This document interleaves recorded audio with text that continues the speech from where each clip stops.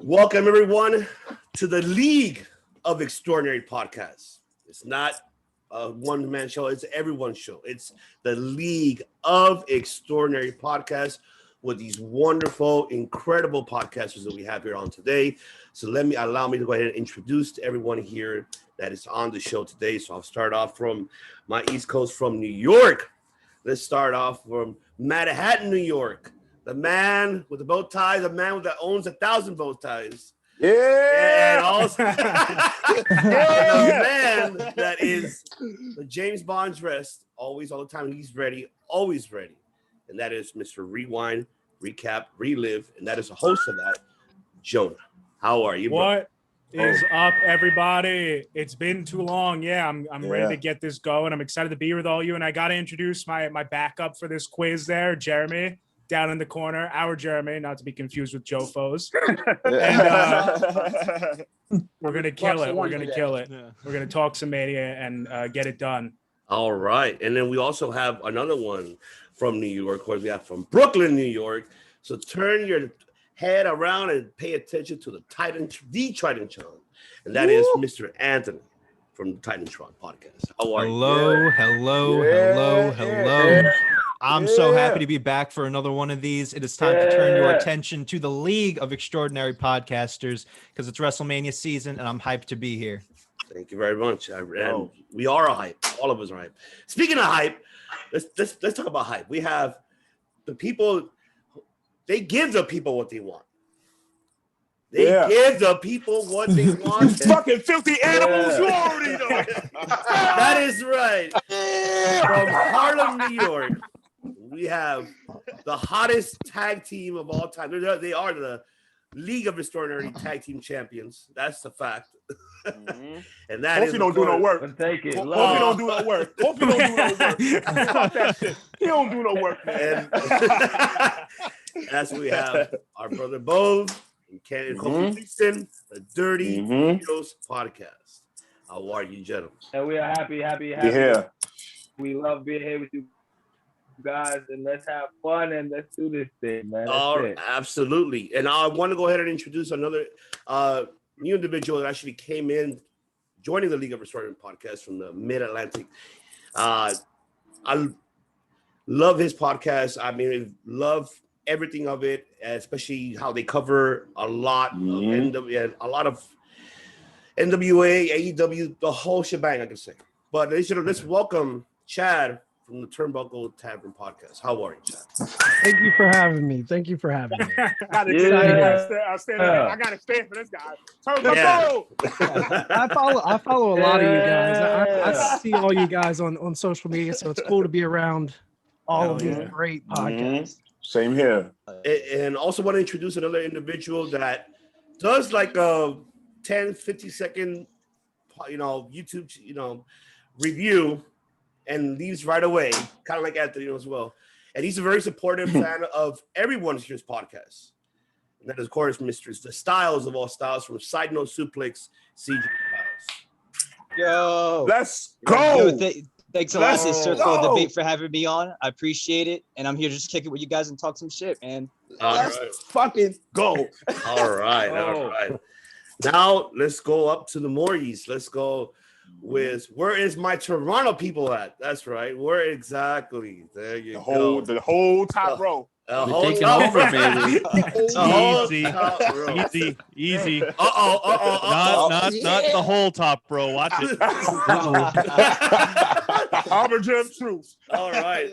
Let's go ahead and start off. He is my paisano. He is mi hermano. And he has another incredible podcast that I listen to very dearly as well. And that is my brother from another mother. That's George Mackay from Straight Talk Wrestling. Hell yeah. Much love. Thank you. I appreciate it. Fucking George. I'm glad to see everybody here. I'm glad to see everybody here but Chris, but I'll get over that. And also another brother from another mother that I listen to very dearly as well. Love his interviews. Love how he puts it down. Because if not, he'll count you out. That's right. It's counted out. And that is with Tyler. Thank you, and I gotta put myself over in our show over. We are now officially approved by Bill Apter. All right, that's a shoot. That's a shoot. He said he's only giving it to Ricky Morton and to one other podcast and to us. That's the seal of approval. Hell yeah! Approval from Bill Apter. Counted out. Here to kick it with you boys today. Got the jack flowing. I'm ready to have some fun. It's been flowing. Oh yeah, it's been flowing. Yeah. And also, a new alumni is joining us here in the League of Extraordinary Podcasts. They're also from Toronto as well, and that is from Good Friends, Better Enemies podcast, and that is Jay and Tyrone. I appreciate you guys joining in, man.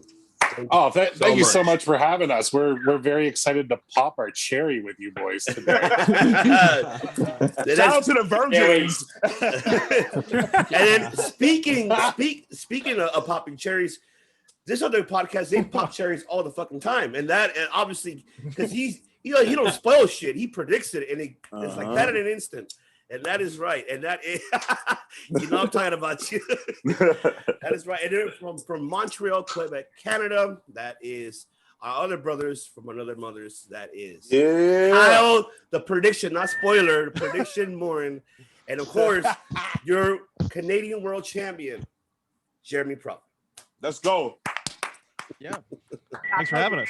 Yeah, so glad to be here. And I was going to say, even though Kyle and I are a team today, I kind of like the fact that I thought we were the only podcast where we kind of go back and forth, and I usually bury him on a weekly basis. but hearing good brother Bove give it to Kofi Winston there, the only one. Also wanted to say real quick, I got you, my brother. Being that I'm a man of many names, used to go by the silver tongue sex symbol. Nowadays, I'm more the harbinger of truth. Since we got two Jeremys, today might as well just call me Prophet, just so that we can avoid any kind of confusion. I don't mind relinquishing the Jeremy name for this round. All right. I like that. Gotta be easy. You're going to need to arm wrestle him to get it back, though. Look at his eyes. He's like, oh my God, no. Shipping him to you guys. All right. And now let's introduce here in the West Side, West. So let me go ahead and introduce the Modest of Pain, coming from you from Rancho Cucamonga, California. Oh Lord, let's go. That's right. They're the Modest of Pain, ladies and gentlemen. Yeah, they're the young bucks. They're gonna be the future young bucks. Dating Greg's Uncle Elroy. Uncle Elroy. That's right. And there are another brother from another mother. They're also a part of us as well when we do our UFC MMA episodes. And also they cover a lot of, besides pro wrestling, boxing, MMA, you name it. These two individuals, they're on it. They're on it, and they're world champion. At least one of you guys.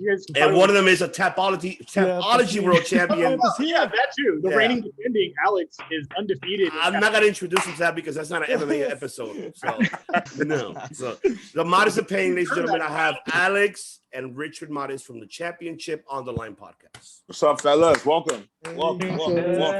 Thanks Thank you. And now, welcome. The finales. Obviously, we have to introduce ourselves. So let me go ahead. Wait a minute. No. Because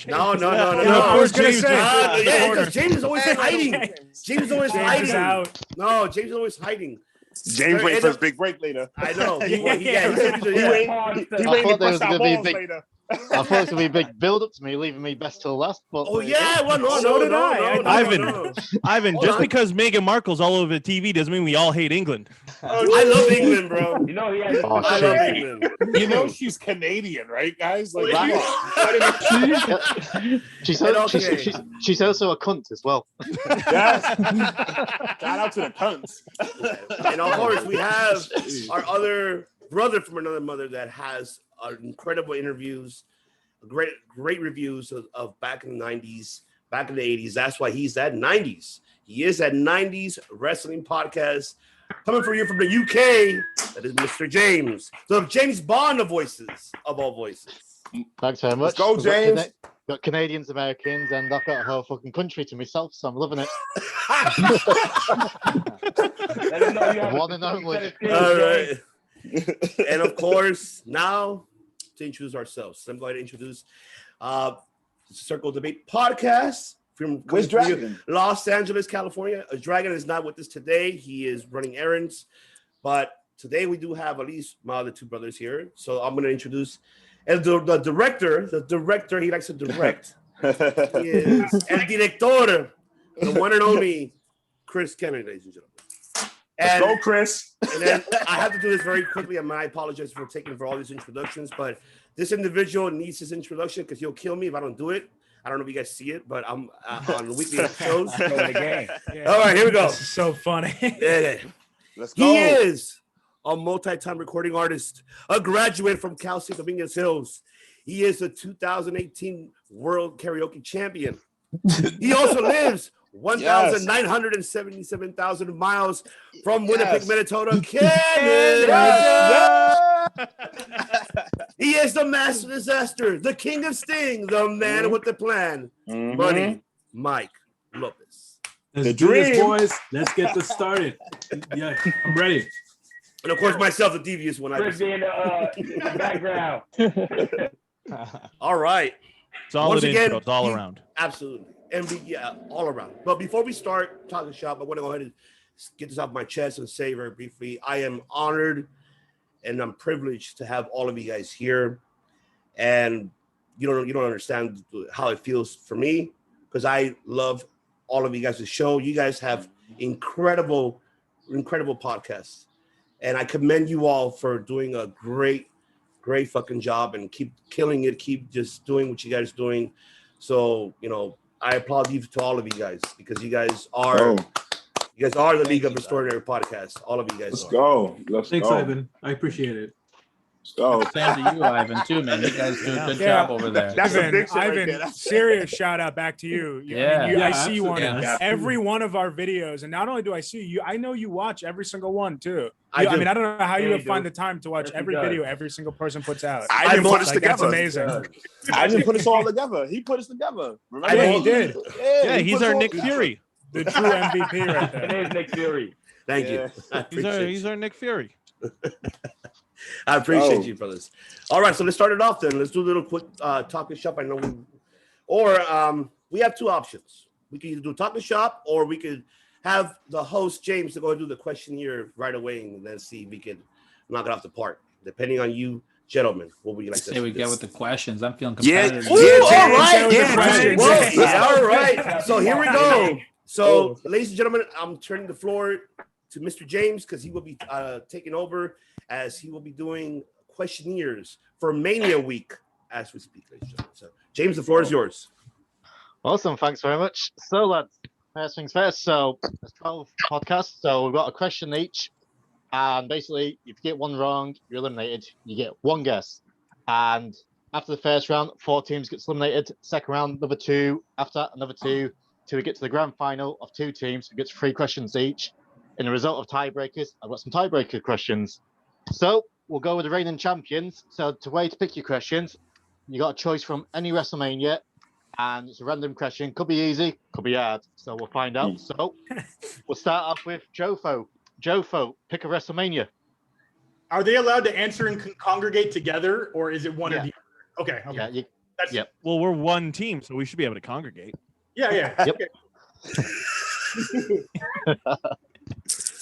So, Jofo, pick a Mania. Mania, do you want to go with? Well, I mean, we could go with the path of least resistance and choose last year. Y'all some dirty. Yo, y'all dirty for that. Dirty. Y'all dirty for that. That's fire, though. Y'all dirty for that. I like that. Right. So 36. Right. Braun Strowman defeated Goldberg for the Universal title. But who was the original opponent for Goldberg? Take this one. Yeah. Roman Reigns. Correct. Well done. Right. So, Dirty Heels. Strategy. Uh-oh. And that's how you run away with the game, boys. Coffee, don't say nothing. Jonah. I'm not going to say nothing. You got it. Right, lads. Pick a Mania. Oh, shit. WrestleMania 25. 25. Let's go. Right then. Booyah, baby. Fool. Who lost the Intercontinental title to Rey Mysterio and then retired? Damn. Coffee, you want to say something? Now you want to say something? Oh man, I I passed. definitely know this one. So do We I. can't steal it, can we? Well, Jonah, No. is Jonah on my team? No, it's No. just you and No, you it's and just Kofi. per podcast. Coffee, yeah. We passed. Shit. Kofi. Have you Googled the answer yet?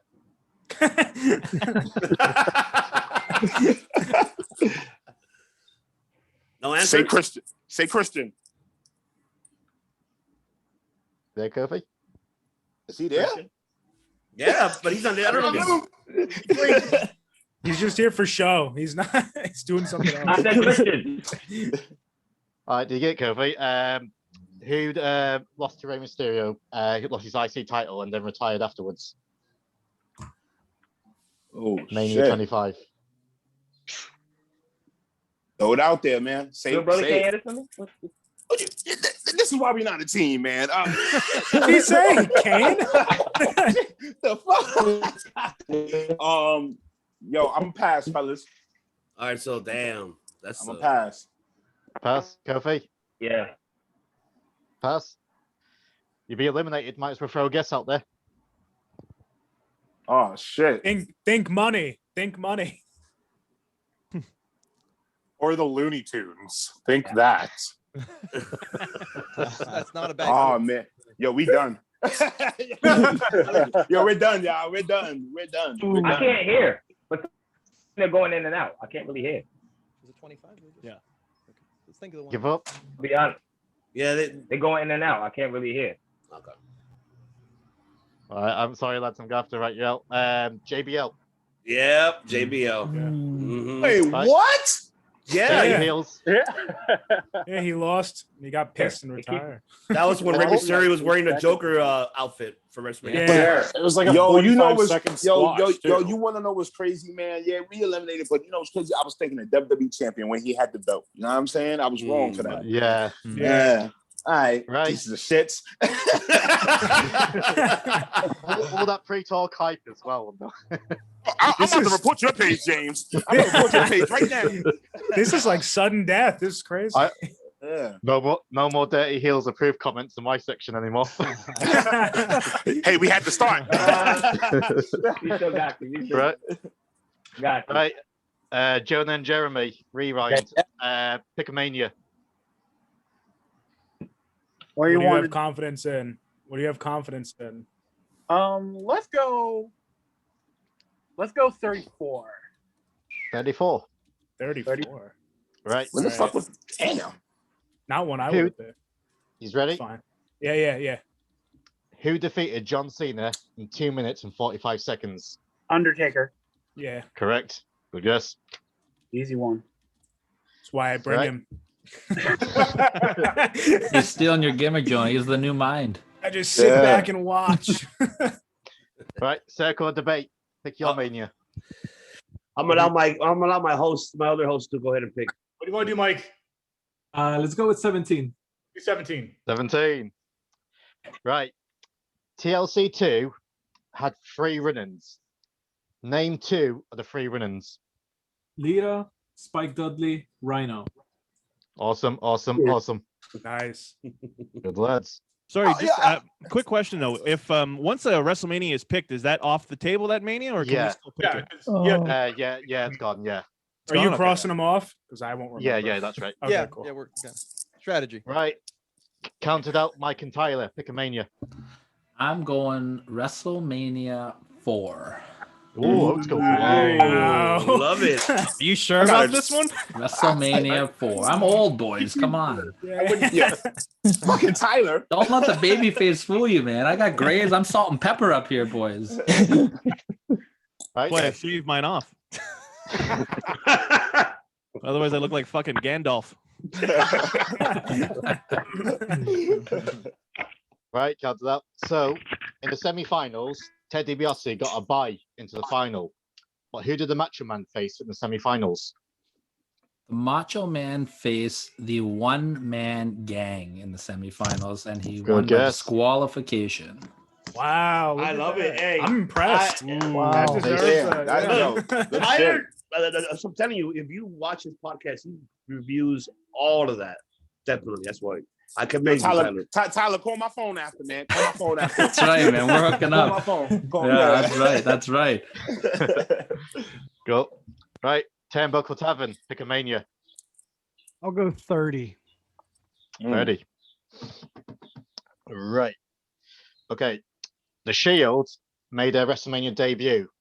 Who did they defeat? Kane and the New Age Outlaws. Correct.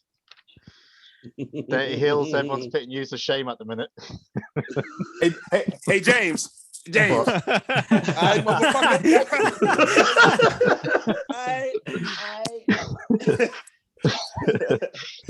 Right. Straight talk, George. Pick a mania. 10. 10. Right. All right. Bret Hart faced Yokozuna in the main event for the WWF title. Who was the referee? Mr. Perfect. No. Happy Roddy birthday. Piper. I want to steal that one so bad, but if I'm wrong, it'd be so stupid. Who was that? Roddy Piper. It was Piper. It was Piper. Piper. Piper? Fuck. Ah. Perfect. Great. Perfect refereed Luger for Yoko. Fucking Right. Luger. Right. Good friends, better enemies. Pick a mania.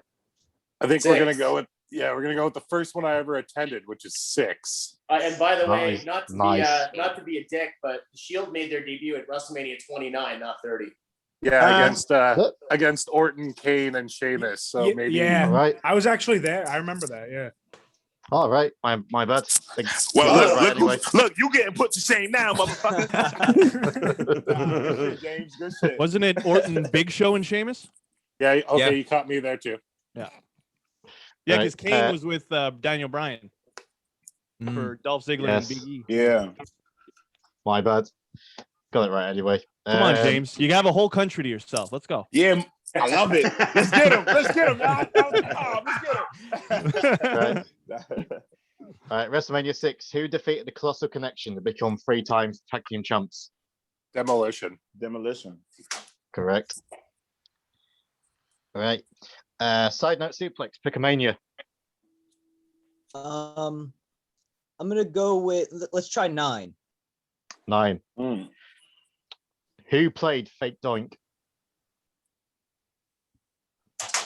Yeah. Just watch this too, but I gotta have to. I don't know. There. Who played him? No, I don't know. Brooklyn. Steve Cairn, who played Skinner as well. Skinner. Yeah. I'm Yeah. not gonna know that. I forgot about that. That's a hard Fucking one. Skinner Yeah. played the other doink. Yeah. Yeah. Yeah, to the I don't mirror. think it's One, Skinner, but yeah. another one came out. Okay. Good. Right. That's hard. Anthony Titantron. Pick a mania. Shit. Give me 26. 26. All right. WrestleMania 26 had the last ever Money at the Bank held at Mania. Who was the winner? Jack Swagger. Good guess. Amen. I don't know how he won that one, but that was the one when Anthony, he was like up there for 5 minutes trying Yeah, to. I was just gonna say, Anthony, you Got answered down. that question quicker than he pulled the briefcase down. That's that. Right. Championship on the line. Pick a mania. I think we're gonna go with WrestleMania 20. 20. Right. Oh, it's an easy one. Who celebrated with Benoit after he won the world title? No. Hey, girl. Why give him an easy question, James? Why give him an easy question? You gotta go more further deep than that. That was hard. We know it wasn't his wife and kid. Good night, everybody. The last time I made a joke like that, everybody got quiet. He's Canadian. He can say that. I love it. I love it. Not only Canadian, but I'll add, I'm actually from the same hometown as Chris Benoit, where he was born. Oh, wow. Edmonton? Oh, he was not born in Edmonton. Murderton. Oh. He was. He said Murderton. He was actually born here in LaSalle, Quebec, Canada, where we do this show. Yes, he If was. I could give a cheap plug while we're talking about that, I got an interview with Johnny Devine coming up soon. He does the best Stu Hart impersonation I've ever heard in my entire life. The best one. Awesome. I trained with Johnny Devine. I've heard that impression before. Yeah, it's fantastic. You It know what is I'm talking damn about. good. Yeah, Damn good. It's damn good. Cool. Right, backstage ball. Pick a mania. Wait, Are they not here? here? They're not here, right? No. No, I don't think they made it. I feel like I All missed right. Give it to Dirty Heels. They were here. Damn right. Did they leave? Or George. Give them the They should buy-in, flip buddy. on it. Give it When to did they George. leave? I can't because I've got it scheduled, so 3 years has to go, and 3 of you just got it wrong. No exceptions. Yo, James, man. Yo, James. Right, round 2. All right, so go back to the start. Jofo, pick a mania. Strategy. Oh, yeah. Okay. Strategy. Or we could go for that. No, we'll stick with the strategy. Stick with the strategy. It's working. Okay. So give us 35, please. Kind sir. 35. Right, who defeated Lashley in 4 minutes for the Intercontinental title? Oh, we got the pens out. We're serious. I've seen this before. Yeah, me too. Can we repeat the question, please? Joan and Jeremy having PTSD. I'd like to phone a friend. He wore the contacts, and he was the. Oh, yes. Yeah. Yeah. So I'll Finn Balor or the Demon. Correct. Yes, I remember. I remember the entrance now. Good one. Right, Joan and Jeremy, rewind. This was Mania. last. Let's do 23. 23. Okay. Great Mania. Right, Mania 23 famously had the Battle of the Billionaires. Vince McMahon had Lashley representing them. No, he didn't. Donald Trump had Lashley representing him. Already off to a bad start. Who did, If you Donald get Trump a question, if you get something wrong, does that mean you're out too? yeah. I think I know what we're going with here. Are we Let's- going with who the other representative was or whatever? Yeah, Donald Trump had Lashley. Who did Vince McMahon have? Umaga. Correct. The Samoan bulldozer. Umanga. Umanga. Armando Alejandro Estrada. 3-minute warning right there. 3-minute warning. 3-minute warning. Awesome. Right, circle debate, Picomania. 14. Sorry? 14. 14. 14. Right. Tuffy. At the start of the show, they had a tag team battle royal. Who won it?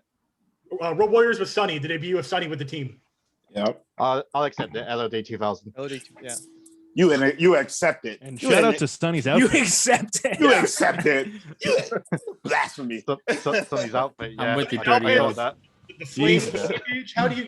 I was 14 years old. That was prime spank bank material. Dude, that's why he picked it. That's why he That outfit put me through puberty. I'm 34 years old. It's still prime spank bank material.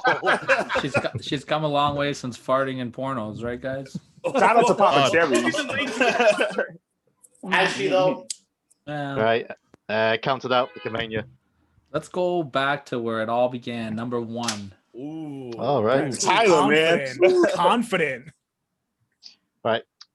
Who was in Roddy Pipe and Paul Orndorff's corner? That would be the Ace Cowboy Bob Orton. Correct. Damn it, you good, kid. Thank Yeah, you. he is sir. actually. You good, I say, kid. you know, Tyler watches a lot of pro wrestling besides me, but he does. Good. I'm bringing it today, boys. I'm ready. Which ones are you? He about to go get some pussy. That's what it is. That's right. I gotta wrap this up so I can go Trying to get get through this. He Yeah. about to go to this victory fuck. That's right. Let's go. Right. Turnbuckle Tavern, Picomania. Is 31 still on the table? 31. Yeah, it is. Okay, I'll go 31. Right. Who cashed in the Money in the Bank? 24. Oh, Seth Rollins. Yep. What was Fucking the Seth? Love Sorry, it. what was the WrestleMania you just took? 31. 31. Right. Think this right. Yep. Good friends, better enemies. Picomania. WrestleMania 13. 13. Who was the special referee for Bret Hart v Stone Cold? Ben Shamrock. Correct. Ooh, let's go. Hey, I want to hear go. it. Give it to us in the Finkel voice, man. Come on. Give me a Oh, Bret I Hart. wanna- Give me I a wanna- Bret I Hart. wanna I'm hear calling it. you Can out. we Give me hear a it? Bret I wanna Hart hear on the this. Finkel. I'm calling you out. Ladies and gentlemen, the following contest, scheduled for one fall, is the special submission match. Introducing first, from Calgary, Alberta, Canada, weighing 234 pounds, Brett Hitman Hart. Come on, y'all. Pretty good. Yeah, wow. You know, I close my eyes. That's so Finkel. good. Now get Howard Finkel You do out my of your house voicemail? and do the impression. On a shoot, boys, we became friends because I was drunk at a bar with him and I just heard him do that, and I was like, "That's my new best friend." Coke and rum, baby. Coke Do and me a rum. favor. Can you do me a favor? On a shoot, boys, we became better enemies because I've heard him do that goddamn impression so many damn times. Can you do one thing for me before we start? Can you just say "and his opponent"? And his opponent. There you go. Hold it. You gotta hold it though. You gotta hold it. You know, And his opponent. There you go. he does a hell of a chimmel too for Edge. Can we hear this? Ontario, Canada, weighing in at 241 pounds. That one. This guy. Yes, This guy. yes. This guy. Wow. CM Punk next. I'm gonna have to call you to. I'm gonna have to message you to do our intro for us now. Yeah. You're about to start a cameo account, bro. Yeah, hop on Cameo. That was good. Audio. Audio. I'll send a link for my PayPal account.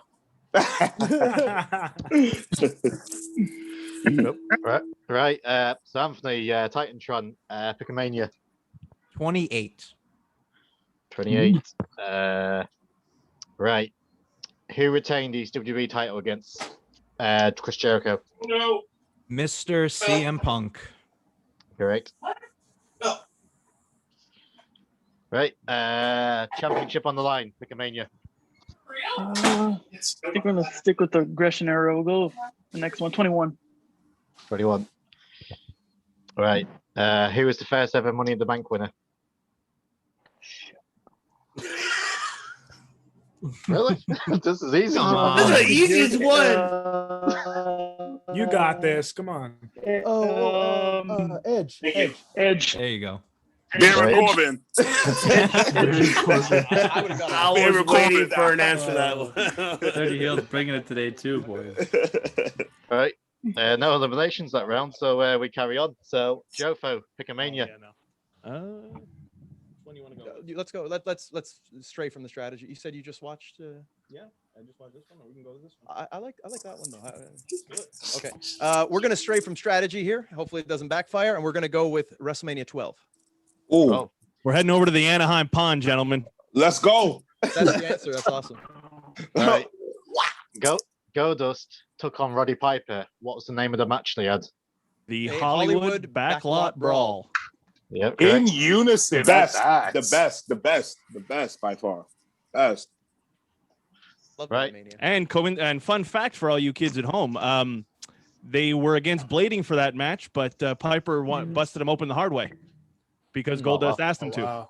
So if you watch, he punches him to the head twice, straight to the face. First time didn't take, and he does it again, and it fucking split him. And he hit him with the car. Yeah, He broke his hand, right? Too. Sorry, That yeah. was the actual footage of Piper's white Bronco. Yeah. Good. Right. John and Jeremy, pick a mania. Let's go. Is 24 still open? Yes. All right, let's go that one. All right. Who defeated Edge in the main event? Ed? Oh, Undertaker. Correct. Nice. I'm so glad I wrote down some extra questions because I didn't think you'd be doing this well. Yeah, what happens when we run out of manias? What do we go to? That's funny because the same answer is who set the fans on fire? Fire. Yeah. That's people who let the dogs out. Right. Circle debate. Let's go with Pick a mania. 18. 18. Right. Who made his WrestleMania debut defeating William Regal for the Intercontinental title? Rob Van Dam. Correct. I'm Hall of sitting on the Famer. chair right now, boys. Hall of Famer. Wow, look at this. Oh, sick. Yeah, that's awesome. Tyler's on it, bro. DDP pushed me when he made his exit through the crowd on that one. He pushed me over a set of chairs. That's fire. Yeah, but in fairness, everybody was pushing it that way. That's fair. I'm a little guy, man. I feel like I got the scoop with RVD asking him who he was inducting them into the Hall of Fame. So I felt like I got the scoop. So that was awesome. That was everywhere too, right? Yeah. Every site picked that up. I was so pleased with that. Cool. So count that, Mike and Tyler, for Comania. Let's go 8. 8. All right, good one. Who ran in late for the main event? Which gimmick do you want? You'll go Papa Shango? You'll go Pama, Godfather? That's a Jonah boy. Go, Jofo. It wasn't his fault. We cleared it up with him. No, I know. I saw that. I saw that episode that he literally said it wasn't his fault. He was told last minute. Yeah. Would have made it a lot more interesting had the Godfather done it. Yeah. That entrance would have taken longer, to be honest. Sorry, is that a pimp coming down to the ring? Imagine Monsoon calling that. Or maybe Art Donovan. Right, Turnbuckle Tavern, pick a mania. Let's go 7. 7. All right. Sherry left Macho Man after he lost against the Ultimate Warrior due to his retirement match. Who did she join later on in the night?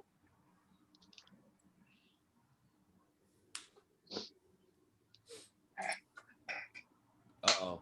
Oh. I can hear a pin drop, man. I'm just gonna guess. Mr. Perfect? No, Ted DiBiase. Ted DiBiase. Everybody's got a price, baby. Yeah. All right. Good friends, better enemies. Pick a mania. Let's go 16. 16. All right. Who lost both his Intercontinental and European titles that night? Kurt Angle. Kurt Angle. Correct. That's true. That's damn true. Yeah, true. It was 16? Which one was this one? 16, you said? Yeah. 16, yeah. Lost triple threat against Benoit and Jericho. He never got the Euro Continental Champion. Right, Titantron, pick a mania. Give me 33. Was that taken? 33? No, it's still there. No. I'm pleased to get the easy ones.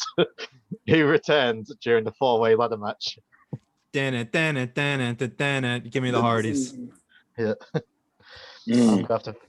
So well, you are doing pretty damn well, so I'm gonna have to think of some new questions up in my head. About holding the tights. Well, I'm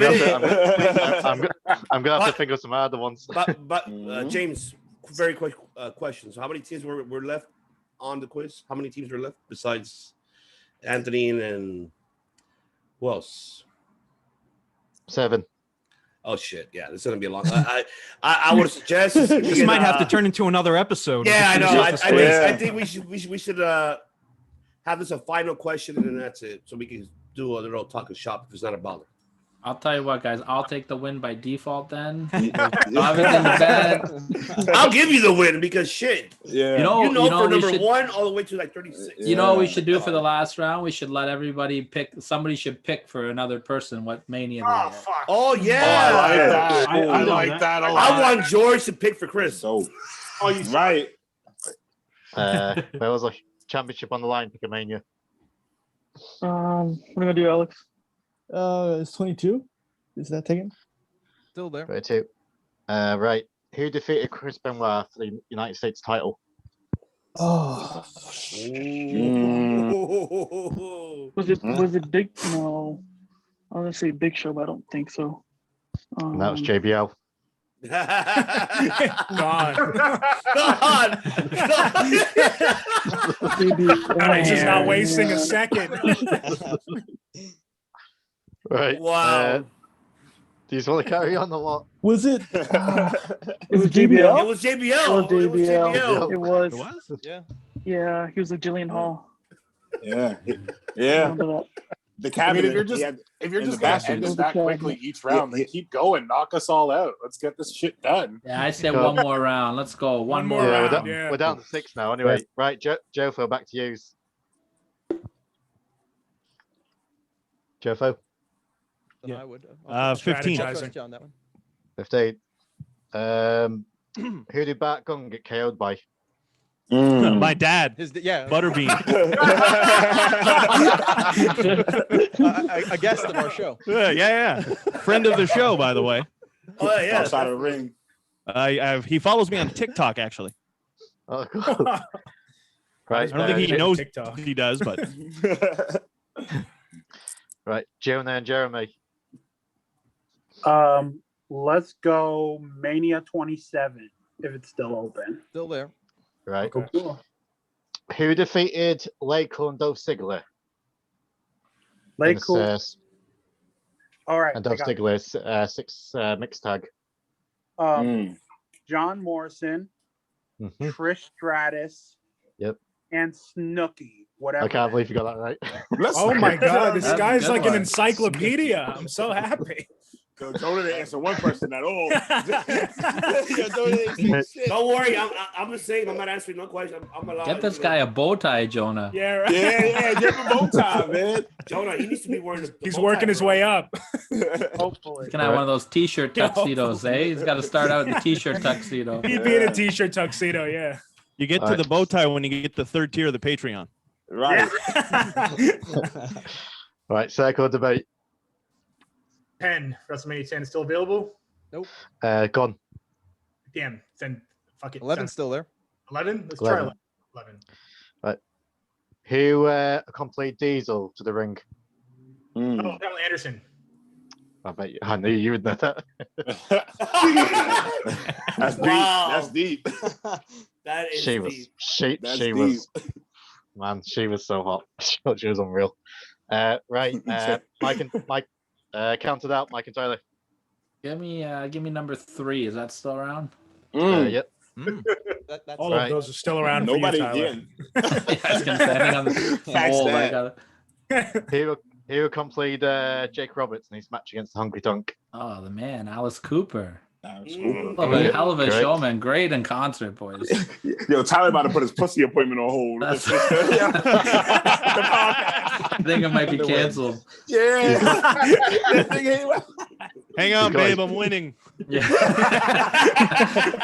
Babe, I'll That's get back to you. that's about all I'm going to be winning at tonight, boys. He's got his priorities straight. There you go. Have some Jack and a Whack. You'll be fine. Jack and a Whack, boys. Hashtag that. Right. Who needs a good girlfriend? Hashtag Jack and a Whack. Baby arm. Sorry. Baby arm strong. Oh my God. Both you're something else, bro. I love you. Bro. No, yo, that's stupid, man. That's Oh my God. You know, Kofi left right after you guys got eliminated. He was like, I know, right? He left. You got kids, Right, man. Good friends, Yeah. better enemies. Pick a mania. 5. 5. Who defeated the Ultimate Warrior to become the Intercontinental Champion? Ravishing Rick Rude. Correct. Right. Titantron. Pick a mania. 32 still up there? Yep. Yep. Bit of a tough one, this one, actually. Who won the Andre the Giant Memorial Battle Royal? Baron So- Corbin. Fucking hell, how do you get that? That's when he still had that's when he still had hair and a bald spot right there. Was that Right, right. We've got a couple of questions left. I've got some spare ones anyway, but we'll swing it back to JOFO. Pick a mania. We've got 2, 19. No, we're thinking 19. Is that final? Yeah. We're thinking 19. Right. The Undertaker was in the handicap match against the A-Train, the Big Show, but who was originally going to be his tag team partner? Nathan Jones. Yeah. But he got Right. jumped beforehand. Yeah, I love it. I love it. Tell it, y'all. I love it. Or he was too green. Or he was too green, yeah. And Undertaker Right. took him out himself just to That- save That everybody was the else. last time you seen Nathan Jones. Last time you seen him. That was the last. Yo, he didn't even make it. Yeah, no, that was the last time, yeah. That was like he didn't even make it to Mania. Yeah. Wasn't Nathan? No. Didn't He he? was Didn't in he Survivor like Series go that on the year. Australian tour and just like, yeah, fuck you guys, I'm He not just- coming. Yeah, he just stayed He got the home. free I'm trip staying home now. and just Yeah, stayed. that's right. Took the free trip home. I'm just gonna go home and get something, guys. Boy, did he look good? Did he look good in Troy or what? He looks Yeah. great. For a short second. That was the and most that I've was ever it. seen him sell anything. Yeah, he only goes by that name now. Right. Jonah and Jeremy, I've got 2 more Mania questions, but I've also written down a load of others. But the 2 ones left, you got Mania 2, or you've got Mania 29. Let's go 29. Yeah. Right. Who defeated Chris Jericho in his debut? Oh, Fandango. Yep. Yep. I was actually there, and it took me about 4 hours to get a bus ride back to Manhattan, and everyone was fandangoing for like Jonah, an hour. say his name right at least, Jonah. Oh yeah. You won't hear me saying that. All right. Circle of debate. Andre the Giant won the Battle Royal. Who did he last eliminate? Big John Studd. Nice. Okay, Ivan. Oh, did he? No. God damn it. I didn't have Oh, it wasn't right? No, I thought it was that was right. No way. Foundation. Wow, yeah. Oh wait, no, you're right. It was. He threw Brett out on him. I thought it was John Studd too. I thought it was Big John Studd. Oh, come on. I thought it was too, but You sounded so He was- confident. He was in the last 4. He was like in the Here's last 4. a tough one. Who knows the match that opened no, WrestleMania 2? What No, was the I'm opener? thinking of one. Brett Don Owen. Rocco and Bob Orton, I believe. No, not Orton. Who was it? Oh, Orndorff. Paul Morocco and Orndorff, Orndorff. That's Yeah. right. You got the Orn part right. I get Yeah. it. It's close. So you just got too much experience. You've got way too much experience. We don't match it. Right. So I've got my tiebreaker question, so I could just use them because I wrote all those down. So Who's it counted out. down to? You want to do a quick rundown? So it's down to Jofo, R3, Counted Out, Good Friends, and Titantron. So it's 5 left. Wow. You want to carry on? Good job, boys. Yeah. This is where The last men, one, the that's last where the one. boys become Sudden- the last men. one. The last Rapid question, fire. sudden this. Rapid fire. Right. All right. Counted Out. Who's had the most losses at WrestleMania? I want to go Triple H. Good guess. That's awesome. Yeah. That That's guy, an that awesome guy guess. buries everybody and everywhere except for WrestleMania. He's WrestleMania. always putting people over at Mania. All right. Except for Sting. Except in Booker T. Yeah, In Booker T. that was the right? bullshit one, man. Yeah, but where are they both from? That's some shit. That's shady. Yeah, they're both from WCW. Of course they're gonna get WCW. buried. Yeah. Yeah. That's Alright. real shit. All right. Good Friends, Better Enemies. Who's currently got a 4-0 record at WrestleMania? That's a great Roman question. Reigns. Sorry. Roman Reigns. Incorrect. It's Rob Van Dam. Wow. Get the fuck out of here. Wow. Shane, where I did not know that. I did not wasn't know totally that. confident. Yeah. I wasn't Like, totally actually, confident, but like Roman losing in the Shield, does that count as a loss at Mania? Like, does that count? Yes. Yeah, I would count it. Did they lose though? he also lost to Brock. Yeah. Yeah. Roman did. Yeah, he lose. did. Yeah, Roman. Yeah. Roman lost in 31. And he lost that's to right. Seth. Yeah. Roman lost in 31. He lost again too, and what was that? 30, And 34. 34, But it 34, is, yeah. it is a 4-0 record though with him though, right? It is a 4-0 record with him. With If I'm not Harvey. mistaken. No, with Roman Reigns, right? No, No, he just had 3 losses. Yeah. Right? Just He lost Oh, yeah, to yeah, Seth yeah. Rollins at 31. He lost Yeah. to Brock at 34. Right. Titantron. All right. Just you have to name one of the participants in the first ever WrestleMania match. Oh, Tito Santana, Good guess. Who did he fight? Anyone know? the Executioner. Yeah, let's go. Anthony's bringing the go. fire too. And I'm the youngest one here, and I got that. I don't even know how. I think we started watching wrestling like 5 years ago. What did you say? No, I started watching 2009. That's why I Anyone- said 26 for the first Mania. 'Cause How that's about the first one I take ever it saw. take it one Wow. step deeper? Who was under the hood? Buddy Rose. Buddy Was Rose. it Buddy you, Rose. Tyler? Yeah, it was, It was Tyler. It was No, Tyler. it was It was drunk me. Tyler. I Drunk think I Tyler was was, under the I think hood. I was still a gleam in my daddy's eye at that point. Tyler's hoping to be under the hood soon. Coke and rum, Tyler. Oh. Right, go Jack back and to Coke, Jack and Coke, Dirty Heels. Jack and Coke. Uncle Jack. Are you? Right, we'll blast these out then. We're down to 4 teams. Jofo. Only 2 wrestlers has won the WWE title on their WrestleMania debuts. Name one of them. Oh, that's a tough question. Oh God, I got one, but Wait, what was the question? I got one. Can you repeat, please, James? Only 2 wrestlers just won the WWE title on their WrestleMania debut. Name one of them. Their first match at WrestleMania, they won the title. Drew. Yeah, we're gonna go with that. Yeah. Okay. So we're gonna go with Drew. Yokozuna. Yep. Correct. Ooh, Ooh, that's a big Now, deep hey, boys. that was nice answer. Yep. James. The other I guess one's the other Brock. Yep. Yeah, The Ronda other Rousey. one was Brock. Yeah. Oh, The but other that one was Brock. yeah. Brock. Fucking, I'm wrong. Brock. Fucking Yeah, Russell Brock. Triple H the year before. God Yeah. damn. Brock at 19, right? Yeah. Right. You got him Right. on- John Let's and go. Jeremy.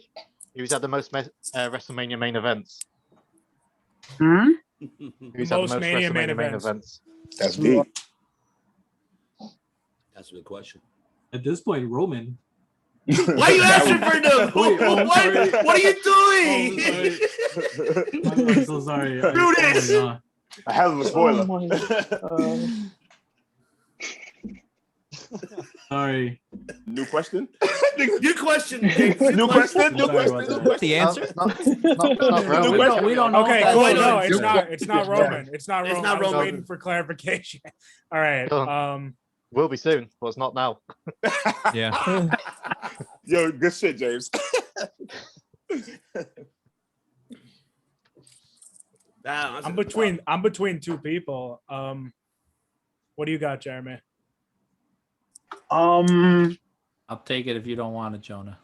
I You know love what? it. Why don't you hop know on our what? team for a second, Tyler? I don't know, man. I'm pulling on the Dirty Heels side today, man. better- They're you New better- you better- Yorkers you better- right you now. better They're call me, living New Tyler. Yorkers now. You better call me, man. That's right. Any final thoughts, Jeremy? It's really the usual suspects, the Cena's, the Hogan of the That's world. what I'm you know? thinking. Yeah. Yeah. Gonna have to issues. Yeah, it's between. I'll say Hogan. Correct. Oh, nice. Let's go. Nice. Hit the first All right. 9, bro. Cena is like second place, in my opinion. Yeah, Cena was the one, but I was like Hogan dominated. But Cena didn't close the show a lot, right? Yeah. Yeah, that's when they stopped Yeah. putting they stopped putting like the Royal Rumble winners who were supposed to be in the Yeah, main that's when they event. put them in the jerked the beginning. curtain on Mania now. Yeah. Yeah. All right. Counted out. Which tag team made a debut at WrestleMania 9, but was also the last ever appearance at WrestleMania? Oh, Going, good question. Good question. Okay, hold on here. I'm gonna go the Steiner Wait. brothers. Yep. Correct. Wow. Yeah. I could Tyler, also I say, love you, man. What I are you feel like thinking? the head shrinkers would have been yeah, the same thing head now. shrinkers and Yeah. Hogan and Beefcake as well. All 3 of Yeah. them. Yeah. But they really wasn't a tag team. Yeah, they were Hogan and Mega Beefcake. Maniacs. Of course The they Mega were. Maniacs. For a short time. Beefcake's been on Hogan's ass for 80 years, man. Well, Fatu and Beefcake has been in other manias as well. Yeah, but you said as a tag team. As a tag team, Tag like you said, right? Same thing. Oh, Steiner Oh, you gotta brothers, word. that's- You gotta word your English. questions properly. Then you can't change the wording after we give an answer. Do you want some hard questions? I will Sure, dump folks. all of the tea in the ocean. Do it, Kyle. Right, let's get Titantron. Right. Who lost his undefeated streak at WrestleMania 6? Ooh. Oh. And that is where I tap out. That's crazy. Hogan. No, Mr. Perfect. Perfect. Yeah, Perfect. Mr. Perfect lost this. Yeah. Mr. Perfect. Well, I mean, Happy oh wait, birthday. no, he lost to 4. Never mind. I'm out. I was trying to redeem myself, but no. Nah, Anthony, you don't gotta go nowhere. Stay right here, man. You good. You don't gotta go nowhere. Bove lost 2 hours ago, and he's still here. Come on. I'm here. I'm just here, man. I'm here. James, these are the questions. These are like the main questions, and these should have been their first round. These are awesome. Oh, these are the other ones. Right, we've got 3 teams left. Right, Jofo. Let me get this one. Right. Who did The Undertaker face at WrestleMania 11? Ooh.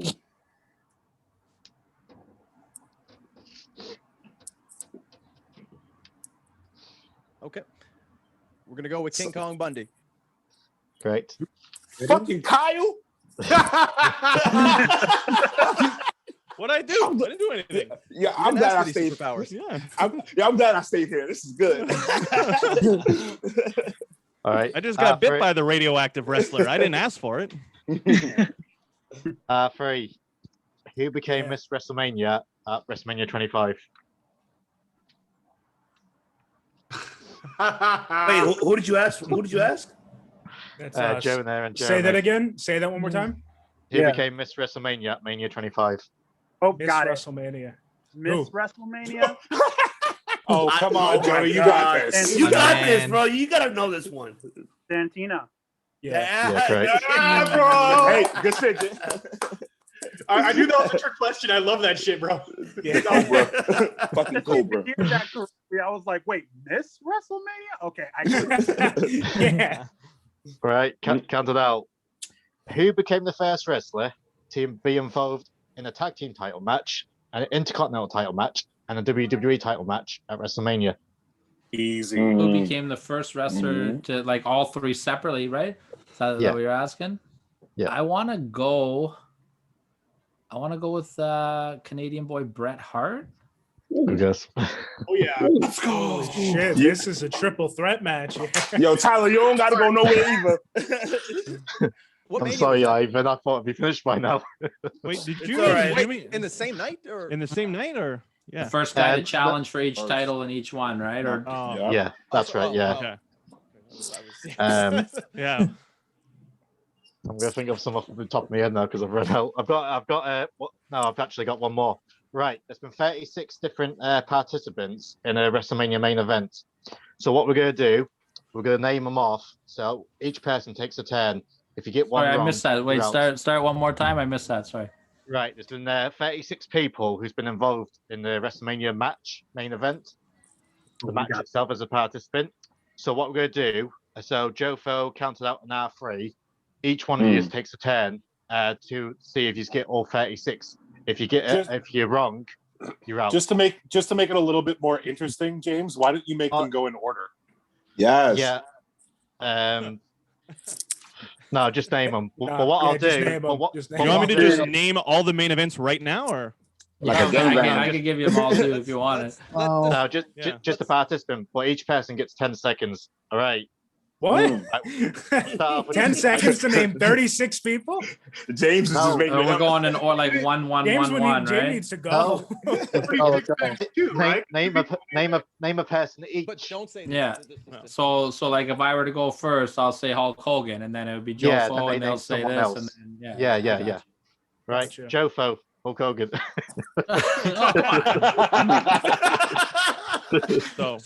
So he said Hogan? Well, he said it as an example, but I just figured I would go first. You got to follow along.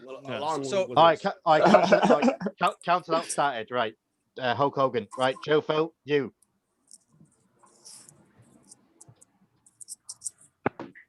Uh-oh. Yeah. Okay. Triple H. Yep. Three. Brock Lesnar. Yep.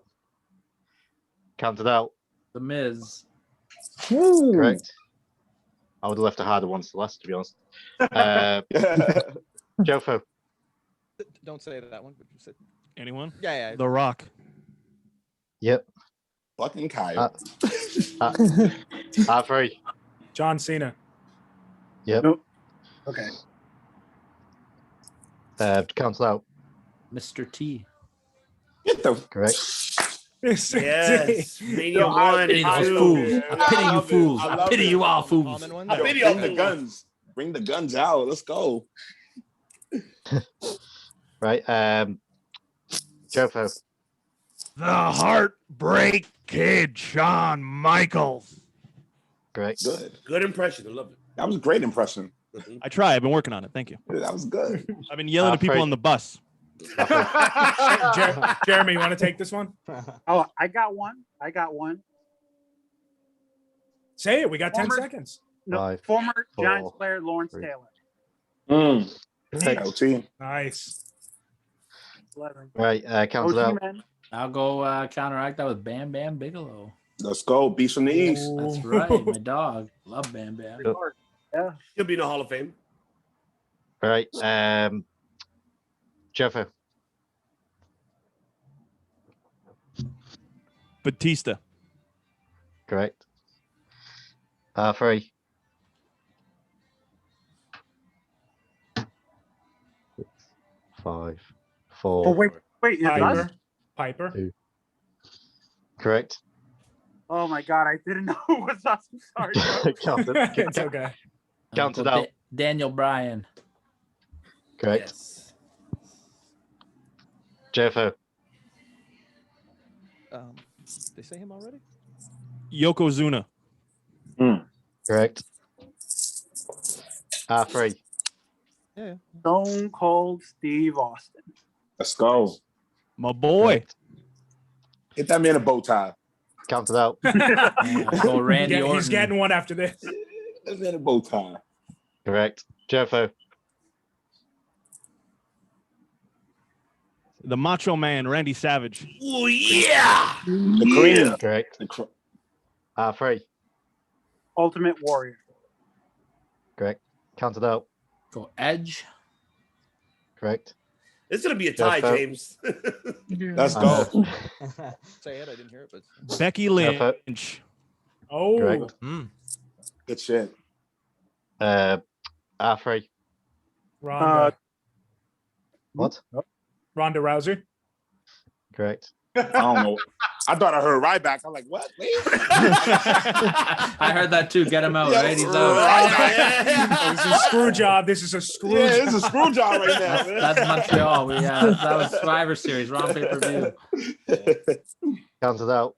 I'll go Charlotte. Charlotte. Yeah. JFO. Mick Foley. Correct. R3. Chris Jericho. Correct. Count it out. Well, it's the big show. That one saddens me. JFO. Undertaker. Correct. R3. Shawn Michaels. It's No, been they named. said that. You're out. Oh, you're out. Shit.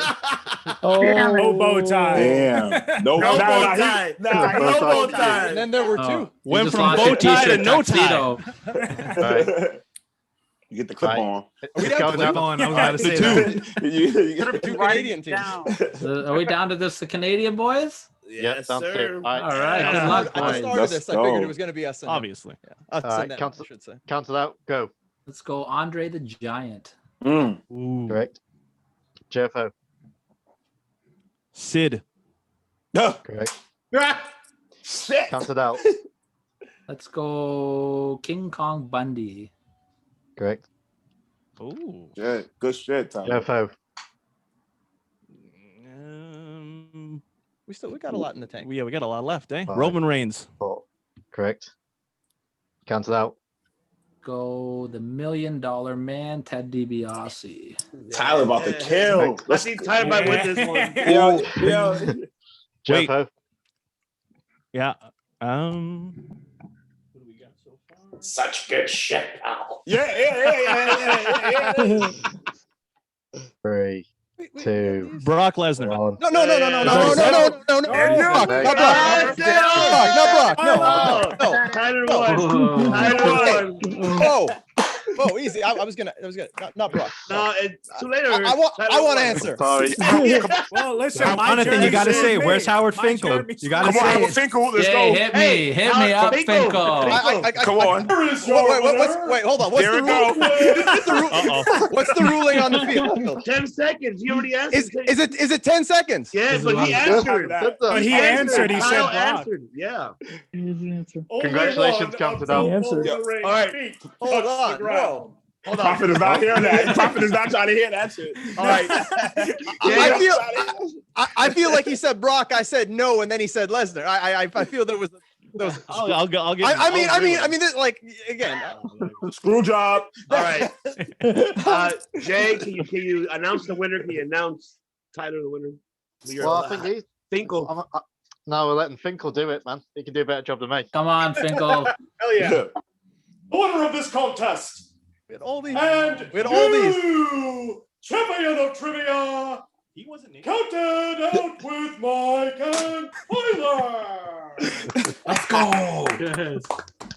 Let's go, Dirty Heels. Let's go. Dirty Let's go, Heels. you Dirty Heels.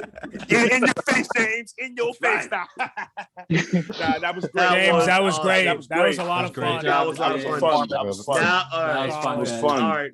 Now we can now start the talking shop. I gotta Very go. briefly. But I know. listen, everybody, it's been amazing. Enjoy I'm out. I gotta Mania. run too, boys. Okay. I like the winner. Good game, everybody. But I'll see you all soon. All right. Gentlemen, thank you Wait, for everything. look at Tyler. He wins the belt and he leaves. He's like, see you. Wait, I'm going out Jonah, on top. stand up. Are you wearing pants? Oh, yeah, I'm getting ready, man. shorts. Dirty Heels knows what's up. He knows where I'm going, Dirty Heels. Let's go. Go ahead. Thank you guys. Make sure Team you guys Raw. check out everything Countdown related. www.countdown7.com. Love all you guys, man. We'll keep in touch. All right. We'll do. Jeremy, you sticking around here? Represent me. All right. We can literally bow find tie. 36 based on this. Yeah. list. Yeah. All right. All right. I'll see you. Okay. All right, man. We Hey, love Jonah. y'all, man. All right. All right. So Later, now boys. we are down with us, ladies and gentlemen. I want to thank them for joining us as well. James, great, phenomenal quiz, man. That was awesome, man. I commend you very That was much. awesome. Yeah. Great host. Sure. Love it. Love it. Great job, James, man. That was awesome. Thank you for that. Yeah. Cheers, bud. We gotta do this more often. I actually do enjoy these quizzes most definitely. I love it. Especially the one you did with Kyle and with Universal Podcast. I enjoyed that one very briefly. Yeah. Okay, now let's get into the topic now, gentlemen. Now we're gonna get into Mania Week. We have Mania Week coming up. Obviously, there's a lot 100%. of WWE content starting from that Monday to all the way to the following Monday. We have Monday Night Raw. You have the Hall of Fame. You have NXT Takeover night 1 on Wednesday, night 2 on Thursday, Friday Night SmackDown, WrestleMania night 1, WrestleMania night 2, and Raw. So you literally have a whole week of WWE content. And for those who are subscribed to Peacock now, enjoy it. So, but I want to go ahead and touch very briefly. First, let's start with NXT. I'm not going at the card, but I want to ask everyone's opinion about it. Which match you feel that will actually, using that phrase, stand and deliver? Which one will deliver for night 1 or night 2? So I'm going to go ahead and go with Chad on this. Chad, which match are you looking forward to see on NXT TakeOver? Which one are you more intrigued about? And which one will steal the show?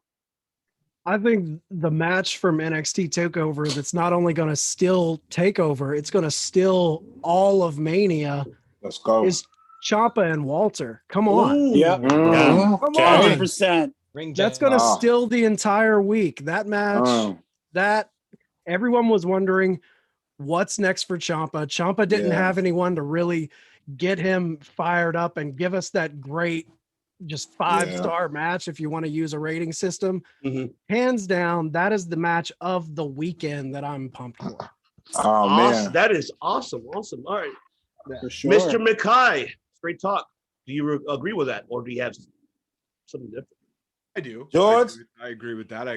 But that's not the one I'm pumped about. I'm actually pumped about the unsanctioned match. Kyle O'Reilly's been due for a single run for a long time, and nobody better to usher him into that than Adam Cole. And the fact that it's unsanctioned means they're going to put on one hell of a show. I mean, look at the TakeOver War Game stuff that they've done together. You're throwing that situation in an unsanctioned match. There's a lot of cool shit that they can do. We know NXT always does cool shit. Well, that's the one I'm pumped about. Well, I agree with the Walter one, but the one I'm looking forward to is that unsanctioned match.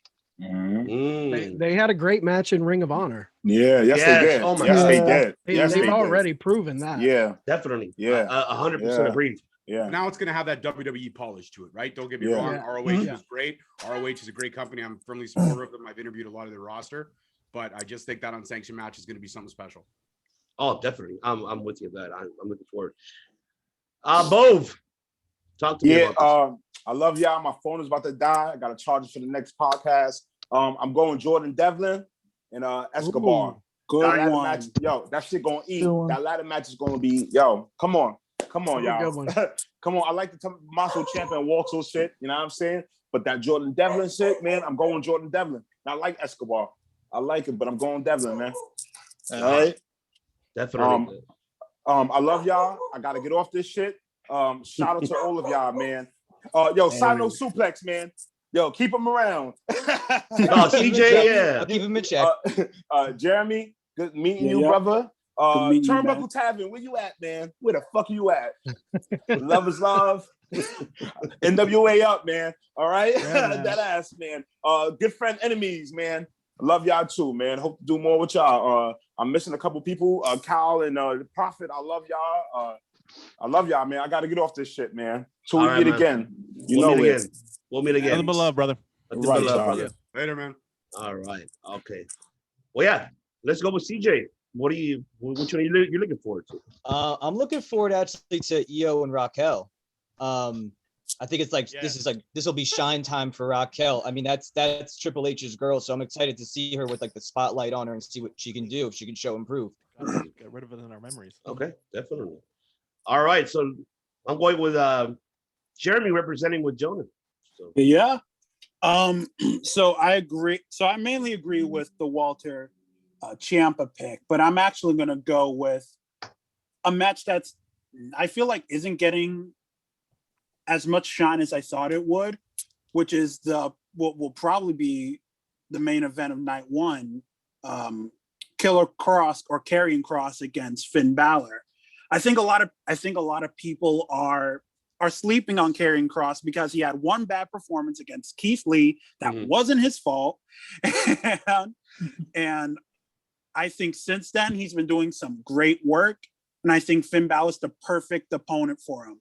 So I think that match is going to slap, and people are finally going to wake up to what Karrion Kross can do. I like that. And you know his entrance is going to be sick, especially for both of them. Oh yeah. Oh, absolutely. Oh yeah, absolutely. Kross has an entrance. Like I love Balor's like full demon entrance. If he does it, if he doesn't, his entrance is fine. But if he does a full Scarlet Bordeaux, oh god, entrance, it's gonna be awesome. Like as much as Karrion Kross is his own character, like she really ramps up that personality for him. Absolutely. And I feel like you're dead on. Something up. He hasn't hit his stride since that shoulder injury. I feel like that shoulder injury kind of set him back. But once Karrion Kross gets in his groove, he's going to be huge. Oh yeah, definitely. I agree with that. James. Same. Karrion Kross. To me, he's someone I can actually see main event at WrestleMania against a Roman Reigns or a him against Daniel Bryan would be the best feud ever. Yeah. So I'm looking forward to that match. That's most intrigued with. The match I think I will steal the show. I do reckon it will be Kyle O'Reilly v Adam Cole, because the two of them have known each other since they've been babies to my imagination. So you've seen what they've done in ROH, and if they're given the free reign to do whatever they want, which I would imagine they will, I can't see anything less than an unbelievable match out the two. But yeah, Karrion Kross is the one I'm looking forward to the most, because I don't know how that match is going to go. To be honest, I always predicted them two would face off in the main event during Mania season. So, yeah, do they have Kross win and bring Balor back up to the main event, or do they fast track Kross up to the main roster? So, I'm intrigued by it, but we'll see. It's surprisingly unpredictable. Yeah. Does Balor show up as the demon? What do you guys think? No. I wouldn't want it. I think what's great about it is that I feel like not many people are really anticipating the demon. So if he does show up as the demon, it will be a really pleasant surprise. He's keeping the belt then. I just feel like because he's doing this Prince gimmick right now, he's trying to steer away from the gimmick. Yeah. So he's going to keep going with that. Demon will come back at some point. I just don't think it's right now. And I think it needs to be on a big stage as well. Like you need to do that on a big time stage. I don't think that he's not gonna be at Mania on Raymond James, right? So you're gonna have to hold off on that, I think. Well, that's actually a question I was gonna ask you guys, because I don't know the answer to this. But is TakeOver just at the CWC, or is it at a different location? No, CWC on both of them. Okay, wasn't sure about that one. No, because it doesn't have the same kind of impact when it's just at the CWC. If you're gonna do that, do it when they're back in front of a crowd. Yeah, agreed. It's just the fact that they want to separate, obviously, the roster from the main roster from it, especially with the whole pandemic situation. So they'd rather keep it distance away from that, because then from there you will lose a lot. Let's say, for example, like if one of them get exposed or be diagnosed with that COVID-19, then it's jeopardizing a lot of the card, especially for NXT. That is going live on a Wednesday and Thursday. So that's a big factor there. So that's why they have to separate it and do it in CWC compared to doing it in Tampa, Florida. Yep. But yeah, Jumbo, Kyle, and Jeremy. Yep, I'm gonna go first. Yeah, I mean, you can go first. It's all good. I mean, I don't know. Are you as big of a fan of NXT as I like NXT. Yeah, you're probably a bigger fan of NXT than I am. So yeah, you can. You know. I mean, I agree with Walter and Ciampa. I think that match is going to be fucking amazing. Same with Kyle O'Reilly and Adam Cole. But the Adam Cole one I'm looking forward to just a little bit more than the Walter and the Ciampa one. That one is just going to just a build up alone. Adam Cole is amazing. He's just he there's nothing that guy can do that's wrong in my opinion. Yeah. So for me, the two that stand out are obviously Tommaso and Walter. I've been on a number of shows with Tommaso Ciampa. Never had the opportunity to get in the ring with him, but would have loved to. So from a personal standpoint, having that connection, I do want to see what he's going to do against an opponent like Walter. Walter is more or less the ideal opponent for someone like Jeremy Prophet. He's exactly the kind of guy I'd want to walk right up to him, slap him right across the face, show the world that, this guy may think he's a big bully, but really once you step in there with the dog that brings the big fight like me, then, that's where the buck stops. So pretty much. You sure about that? 110%.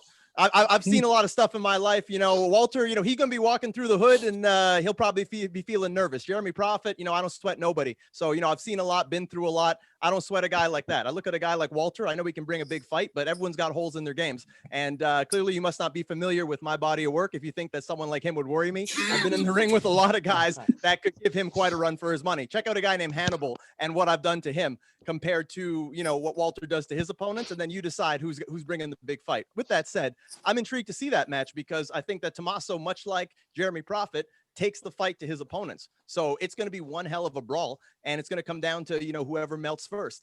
The other match that I'm intrigued in is Finn Balor and Karrion Kross. I think because they're two fantastic characters. And, a lot of times people get caught up in the athleticism of wrestling and the technicalities. And, it's good when guys can know all the X's and O's of technical wrestling and whatnot. But I think first and foremost, you have two great characters there. And there's a great story to be told, especially with Kross having lost the belt due to injury, Balor picking up the slack with him leaving, and then these two finally going to go head to head. It's a match I've been waiting to see for a while. So I'll be glued to my TV set to see that one, as well as Walter and Tommaso Ciampa. Definitely. That's why you are the Canadian World Champion, brother. I commend you because, yes, everything what you said is absolutely right. I love it. Great analogy. Love it, man. That's why they call me the harbinger of truth. Yeah, that's right. You're the truth, baby. You're the truth. That's right. So now let's go with Tyrone and Jay. Your thoughts? I mean, the obvious choice is obviously Cole and O'Reilly because we all want to see that. We've all seen it before. It's going to be great. But I'm not going to lie. After watching the finals of the Dusty Rhodes Cup, MSK and the Grizzled Young Veterans, that triple threat tag match is definitely intriguing to me. You throw in Legado de Fantasmo, it's going to be fucking fantastic. I think that's going to be the sleeper of the entire week. It's going to creep in. It's going to grab everybody by the throat and show them exactly why they are there to do what they have to do. Definitely. UIV is so underrated, man. I also want to point out too with this booking though that if you look at the way that they've structured this all, it's 2 nights, right? But I think the big question coming out of both NXTs is who's getting called up because WrestleMania Monday, Monday Night Raw, they're going to call somebody up. Now they've broken up Undisputed. Is Adam Cole going to debut on Raw? Like, what's going to happen here? I don't feel as though NXT right now is strong enough to lose somebody as popular as saying Adam Cole. I think maybe he needs to stay, but I think it's going to be really interesting to see how they book this coming out of it and going forward. Okay, Jay, if I may, just for 1 second, tell you to shut up like I normally do. Shit. I don't think that a call up is necessarily a good thing anymore. I think most of these people want to stay in NXT. So a lot of the veterans down there seem to get the choice of whether they want to go up or stay in NXT. I don't think we're getting the big names going to the main roster. I think if anything, you're going to get a Legado, the Fantazo guys, the Cruiserweight Champ and his boys. I think they're going up, if anything. It's going to be guys that are not on the main event level per se. you might get a Jordan Devlin head up there just because NXT UK hasn't had anybody go onto the main roster yet. And if they're going to combine the Cruiserweight Championship, why not put Devlin up there? I wouldn't.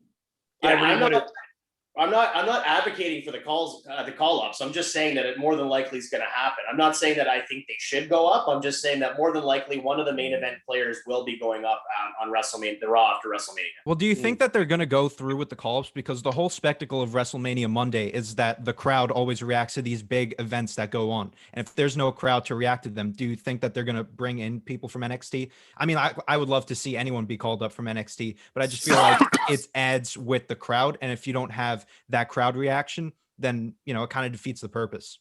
Well, I think a lot of what they're doing right now is defeating the purpose. I mean, they have to deal with, they have to work with the hand that's dealt them, right? So I don't think it's going to preclude them from going forward with their booking ideas. I don't see who you can take out from that main event level of NXT right now that can just seamlessly be taken out, put on the main roster, and then you can, you know, build somebody back up. I don't think there's anybody in the pipeline right now that can build and take over the spot of somebody who's on the top of NXT very seamlessly. Not only that, but is it confirmed that there is no crowd for Raw and SmackDown? Are they going to do Raw and SmackDown? They haven't mentioned that at all yet. Tickets would have been on sale by now, I would say. Yeah, it would have been sold out by now from when they Raw. Okay, fair enough. I wouldn't even be Fair surprised if the call-up was Kyle O'Reilly. Oh yeah, me neither. You have him go over Adam Cole, puts it all behind him, and then he heads over to Raw or SmackDown. But then what do you do with Roderick Strong and Bobby Fish in that situation afterwards then? When does WWE ever have a plan? Exactly. Valid point. Hey, solid. Cheers to that. Point. Hey, cheers. I kind of wanted to add to that point because I heard something along the lines of, you know, people don't really want to get called up in this day and age and whatnot.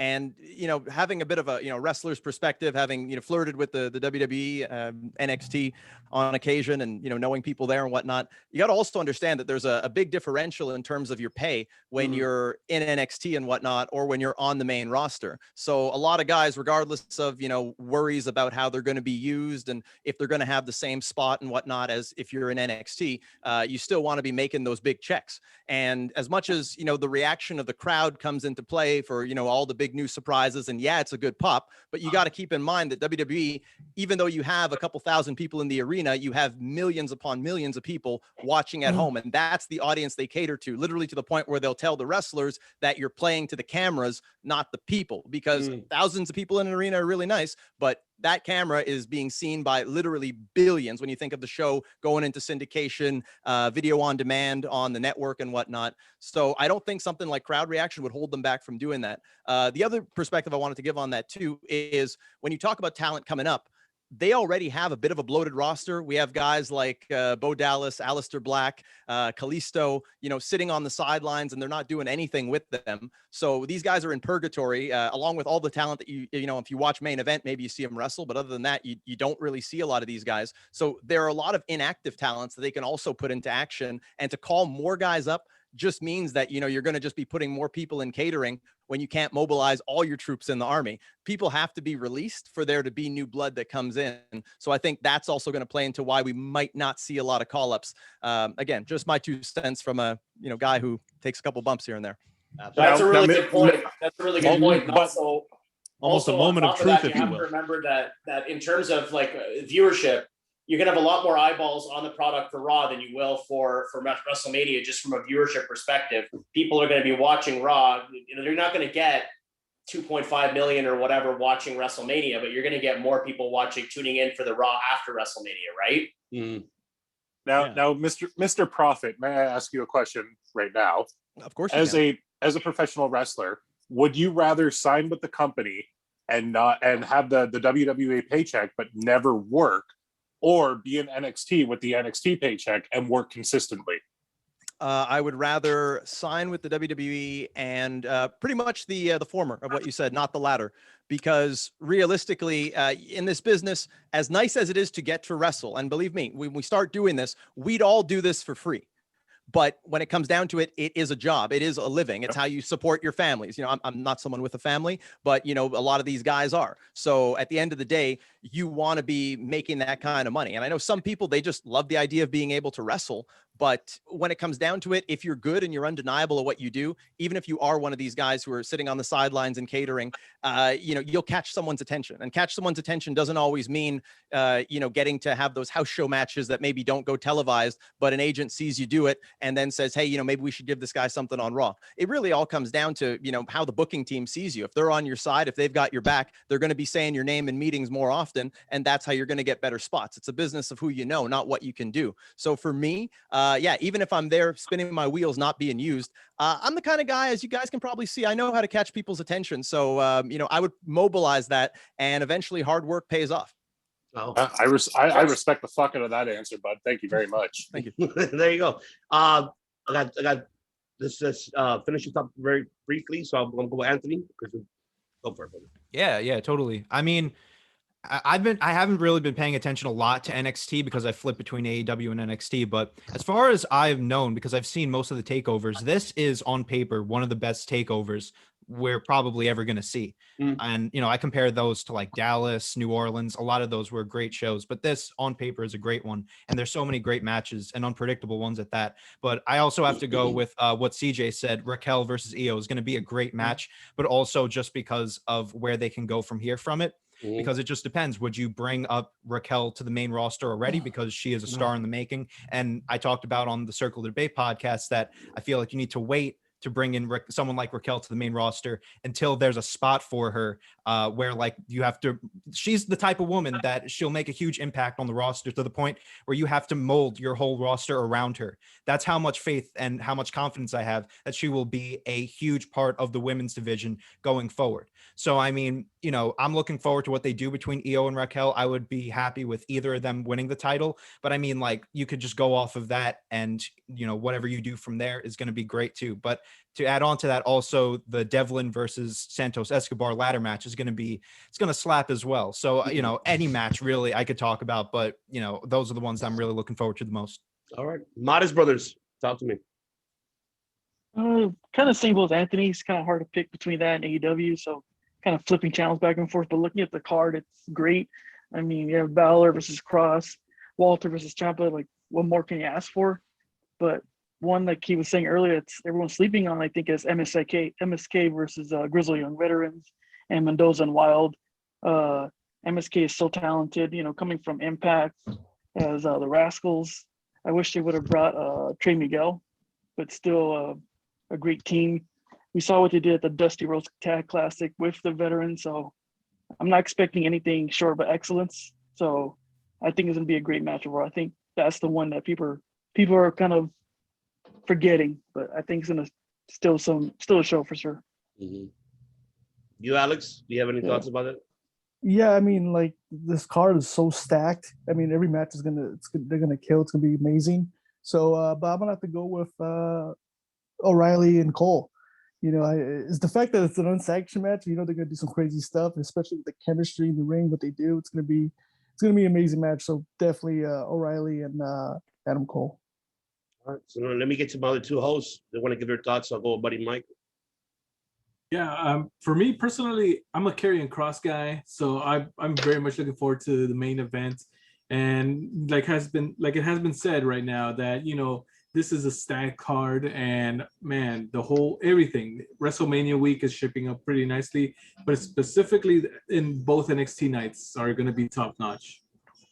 Chris, I want to say that I'm excited for the O'Reilly Cole match, but it's so parallel to the DIY storyline almost exactly that the only thing I'm looking forward to about it is just the match itself. But we saw with DIY, they were best friends. They teamed up for years and years. They finally broke up. They did a unsanctioned match that went all through the arena, to the locker rooms, to the crowd.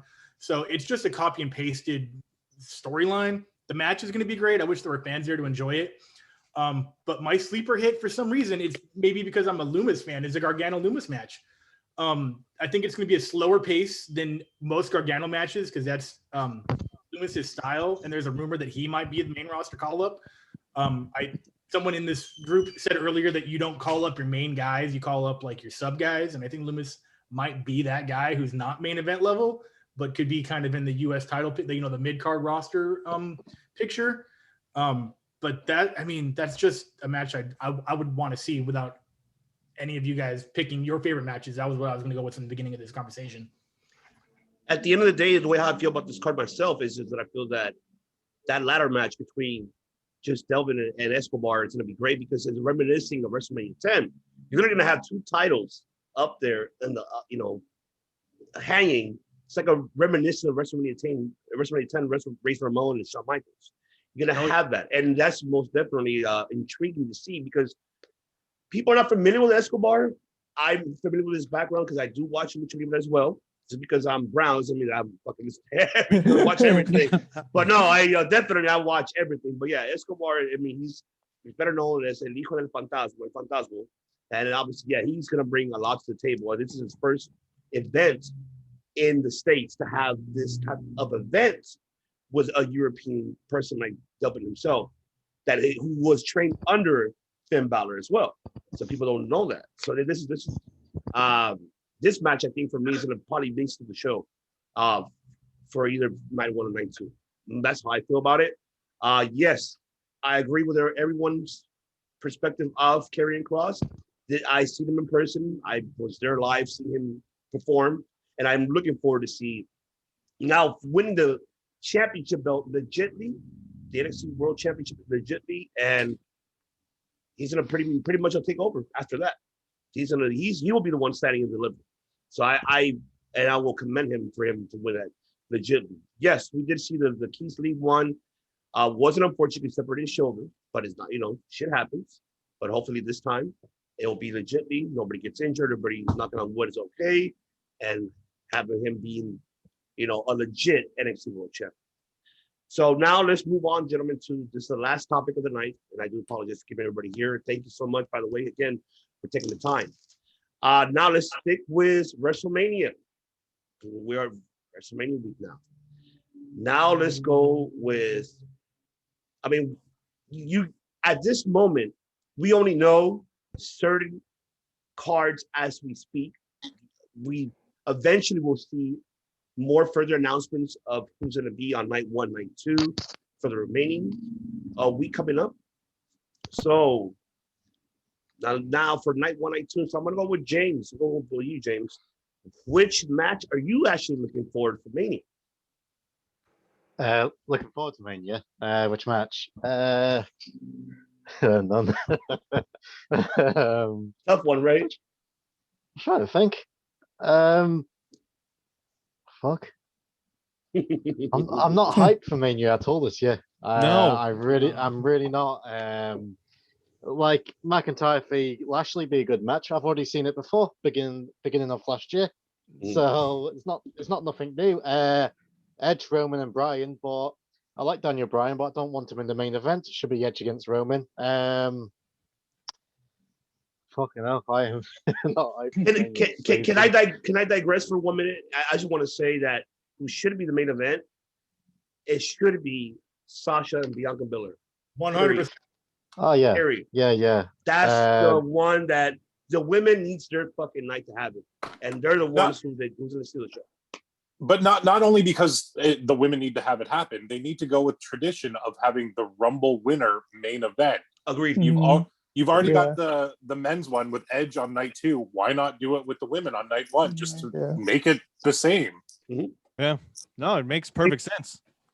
Yeah, I think with the build, it's like I don't know if it fit just with the build. I feel like the build to Bianca versus Sasha Banks has been kind of lackluster. It's been more about Reginald than about them, which is not their fault. Unfortunately. Yeah, but the build has been bad because let's face it, as much as they're amazing in the ring, they both lack mic skills. Yep. Yes. Agreed. 100%. 10,000%. I agree with that. Especially Sasha. Every time Sasha Banks speaks, I leave the room because I fucking can't stand her. Like, I'm sorry, but the entire build for this show has just been, I'm the boss. Well, I'm the EST. Well, I'm the boss. And I'm the EST. And I'm Reginald in the back right here. Like, that's the entire build. Like, I want them to have the main event because they deserve the main event.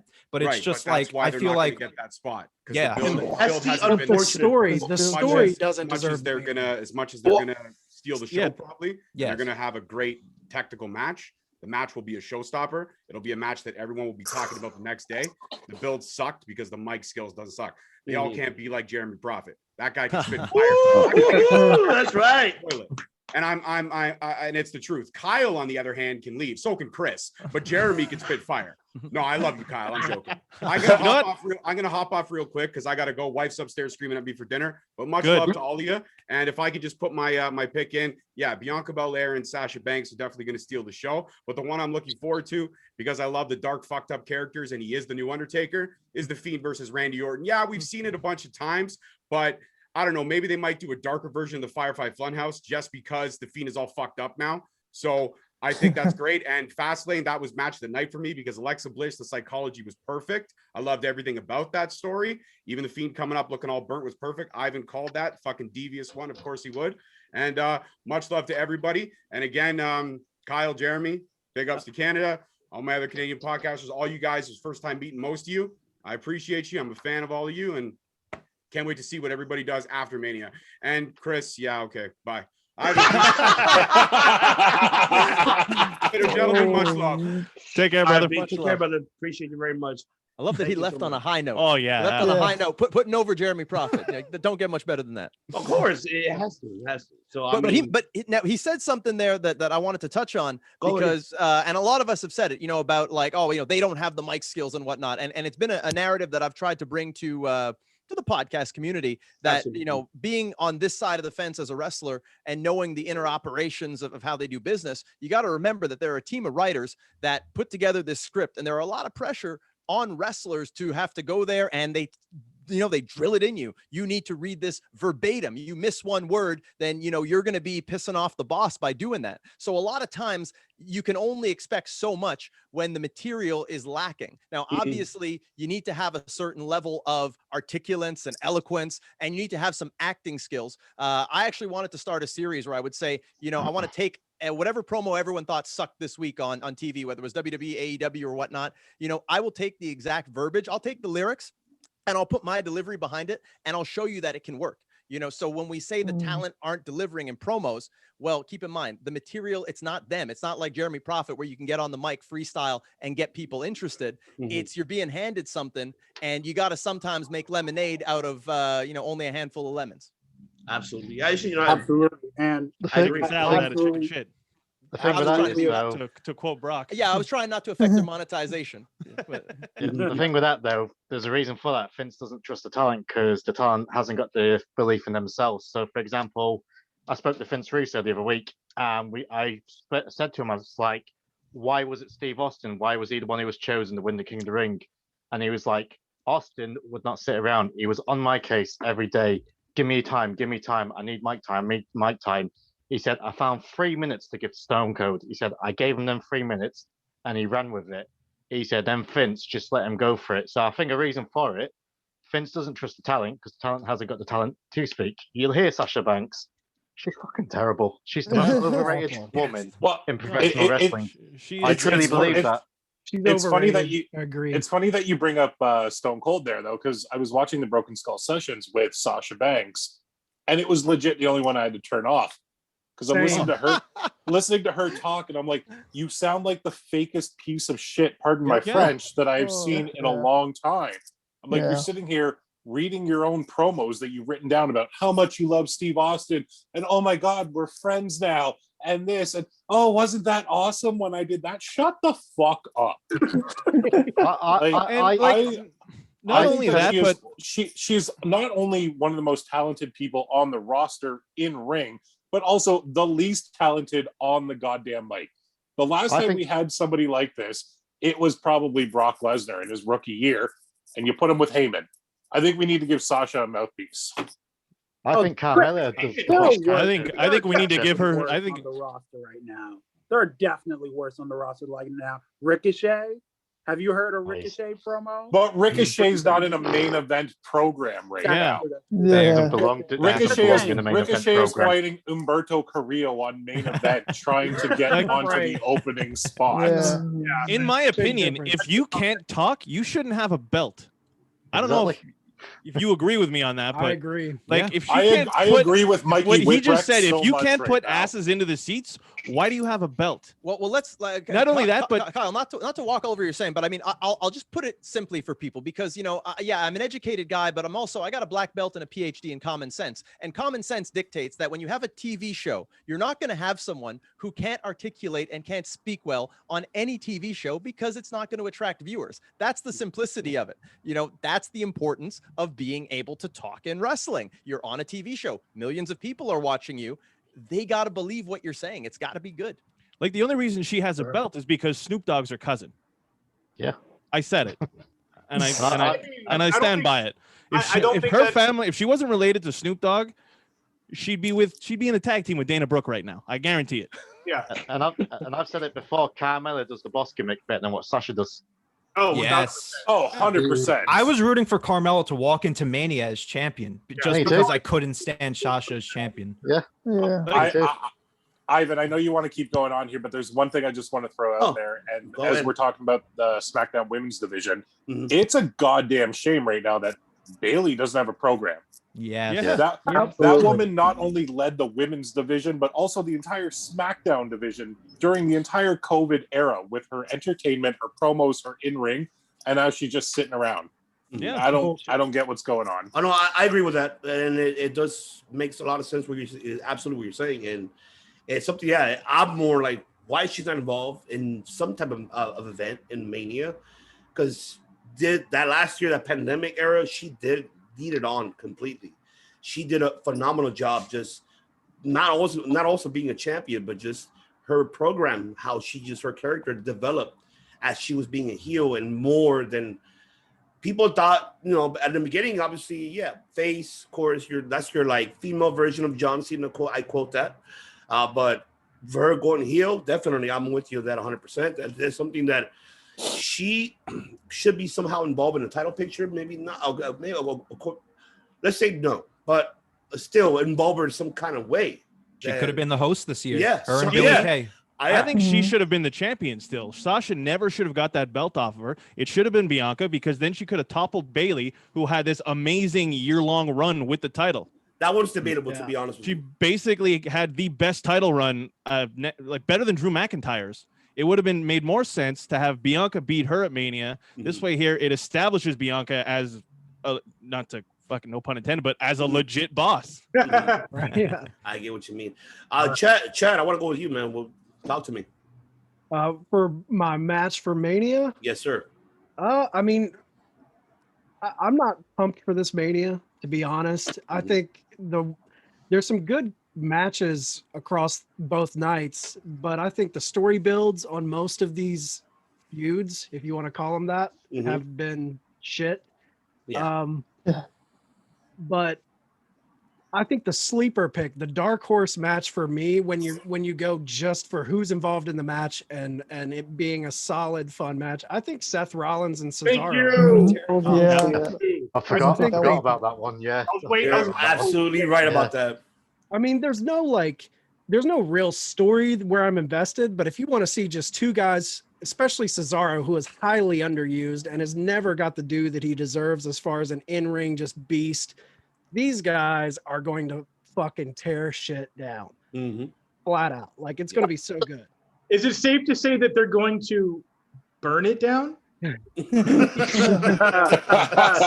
I mean, one thing's for sure, I'm definitely not excited for Braun Strowman, Shane McMahon. Why the fuck is it?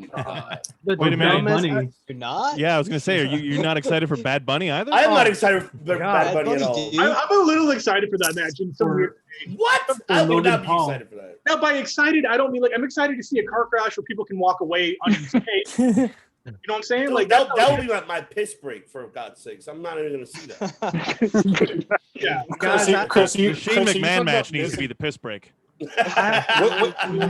Chris, which one are you talking about is the piss break? The Shane match or the Bad Bunny match? Both of them. I'll Okay. both of them. WrestleMania in Shit general. break and a piss break. Ivan, Hopefully I they're have on to separate run. nights then, and we each have a piss night or a piss break each night then. Ivan, I have to run. This Yeah. has been a blast. Love all your guys' podcasts. Hope Thank we you, do sir. this I'm again gonna follow soon. you. First time meeting you, you were awesome, bro. I'm gonna follow you wherever I can find you.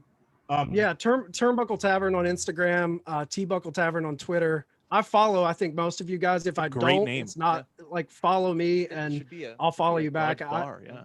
But yeah, had a blast. Thanks again, Ivan. You guys have a good night. You too, Chad. Thank you You so too, much for man. joining. Enjoy man. Mania. Thank Enjoy you. Mania. Nice to meet you, brother. Be safe. Okay, so My apologies there, guys. Sorry, I had to run for a second. No worries. This is, this is it's gonna be a 2-part, by the way. So it's not So gonna do be you, one part. do you guys want to go live during the Bad Bunny match? We'll just go live. We'll just call it the Oh my Pittsburgh God! Podcast. Yes, if you guys I go love live on that. Mania, I'm gonna join you because I'm gonna. Hey, yeah, definitely. But yeah, CJ, I haven't got to you yet. My apologies, and I'm still waiting. And I have to No get to you, Jay and Tyrone. But let me go with CJ first. Go ahead, CJ. Well, just looking at the card, I have a question for you guys. Do you think that we're gonna see all titles change hands? All of them? All of them. No. I don't see a possibility that any of them could change the way that the card's looking. Yeah. Well, let's call a spade a spade. I mean, this WrestleMania feels more like a Backlash than a WrestleMania, to be honest. Yeah. Very true. Yeah, agreed. But I mean, Cesaro, Seth Rollins, that's gonna be like your pure wrestling WrestleMania match. So I'm excited for that. KO versus Sammy, could that maybe Great pick. That's the darling match for sure. That's like the smart match. And I think they can do something different that they haven't done before. And Roman, Edge, and DB. I'm here for it. I want to see what happens. You know what I mean? So. Yeah. And Miz and Bad Bunny. Okay. I guess so. All right. Jay and Tyrone. All right, so I'm going to start this off with the unpopular opinion, and that is I'm actually really happy that we're not having the part-timers this year. We have Shane, which whatever, fuck Shane. He's there. He's going to get the shit kicked out of him by Draw. Yeah. But we're not seeing Triple H. We're not seeing Undertaker limp down to the ring. We're not seeing any of these legends come down and do a match. I'm totally okay with them all popping out for an appearance. Steve Austin coming out, giving someone a stunner, hitting a Steve Weiser. We're good. I don't need to see them compete. Mm-hmm. I do enjoy the fact that this is the first time in as long as I can remember that it's pretty much the main roster just doing what they can do. They're giving them a shot. It's a terrible buildup, and it's going to be blamed on the roster, which is what I don't like. People are going to go out and be like, this Mania sucked. No one built it up. They didn't announce ticket sales till 2 weeks ago. They didn't announce half the card until a week ago. Mm-hmm. But if we're talking about the card, the two that I think are going to steal the potential show are, CJ talked about it, Owens and Zayn. That is my match of the weekend there. But I'm also going to go long shot and say Big E and Apollo. Okay. Only because the way that they're building up Apollo right now, I think is fantastic. I think if they tread lightly and don't go any stupid way that we all know that they can go with this gimmick, and they keep it the way it should be, it's going to be great. They put the title on him. They let him go. They don't water it down. They don't ruin it. And Apollo could be the next major star on SmackDown. I like that. I like that a lot. Great analogy there. Jay, what about yourself? You mentioned Apollo, and I just want a quick 10-second catch up on that. Is he no longer like the blue chipper do-gooder? Is he? No, he's Nigerian royalty now. Okay, so he got his accent back and everything. Side. yeah, he went serious now. Did he really get his act? Was there an accent? Oh yeah, he's Uha again. Okay, is that real? Does he have an accent in the American one fake or? Okay. No, it's not real, bro. But his family, his family is Nigerian descent. Francis Ngannou interviews all weekend. So that's the accent that I've been. Ngannou's from Cameroon. Remind you that he's not Nigerian. I know. You that. I know. It's a little different. Absolutely, yes. All right, yeah. My apologies, Jay. Go ahead.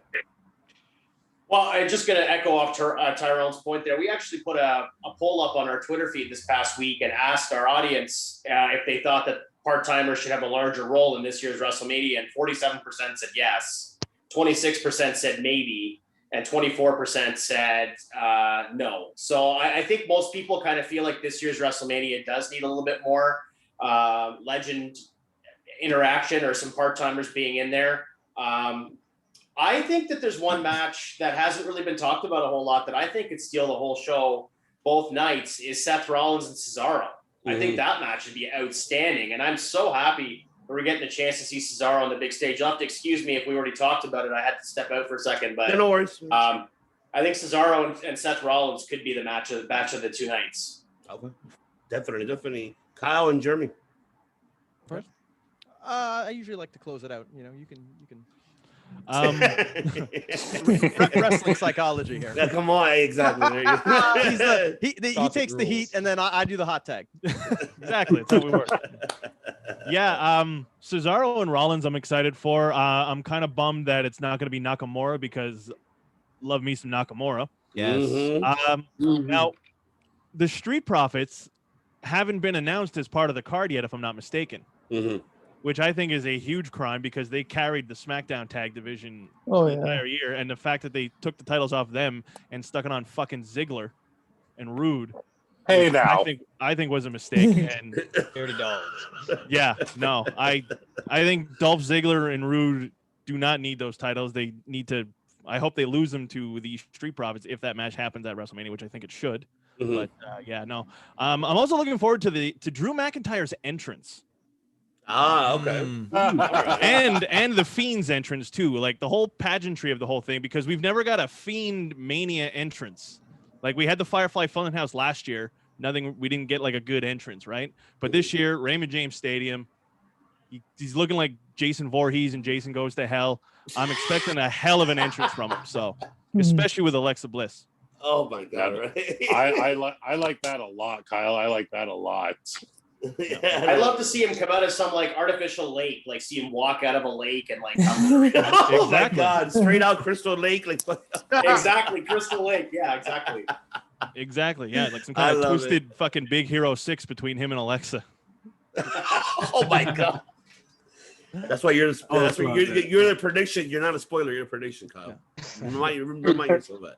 But Jeremy, yes. Yeah. So for me, what I love about WrestleMania is that, you know, you get so many different types of matches. It's regardless of what kind of wrestling fan you are. You know, if you're a pure wrestling fan, you have the, Seth Rollins, Cesaro, you have the Kevin and Zayn.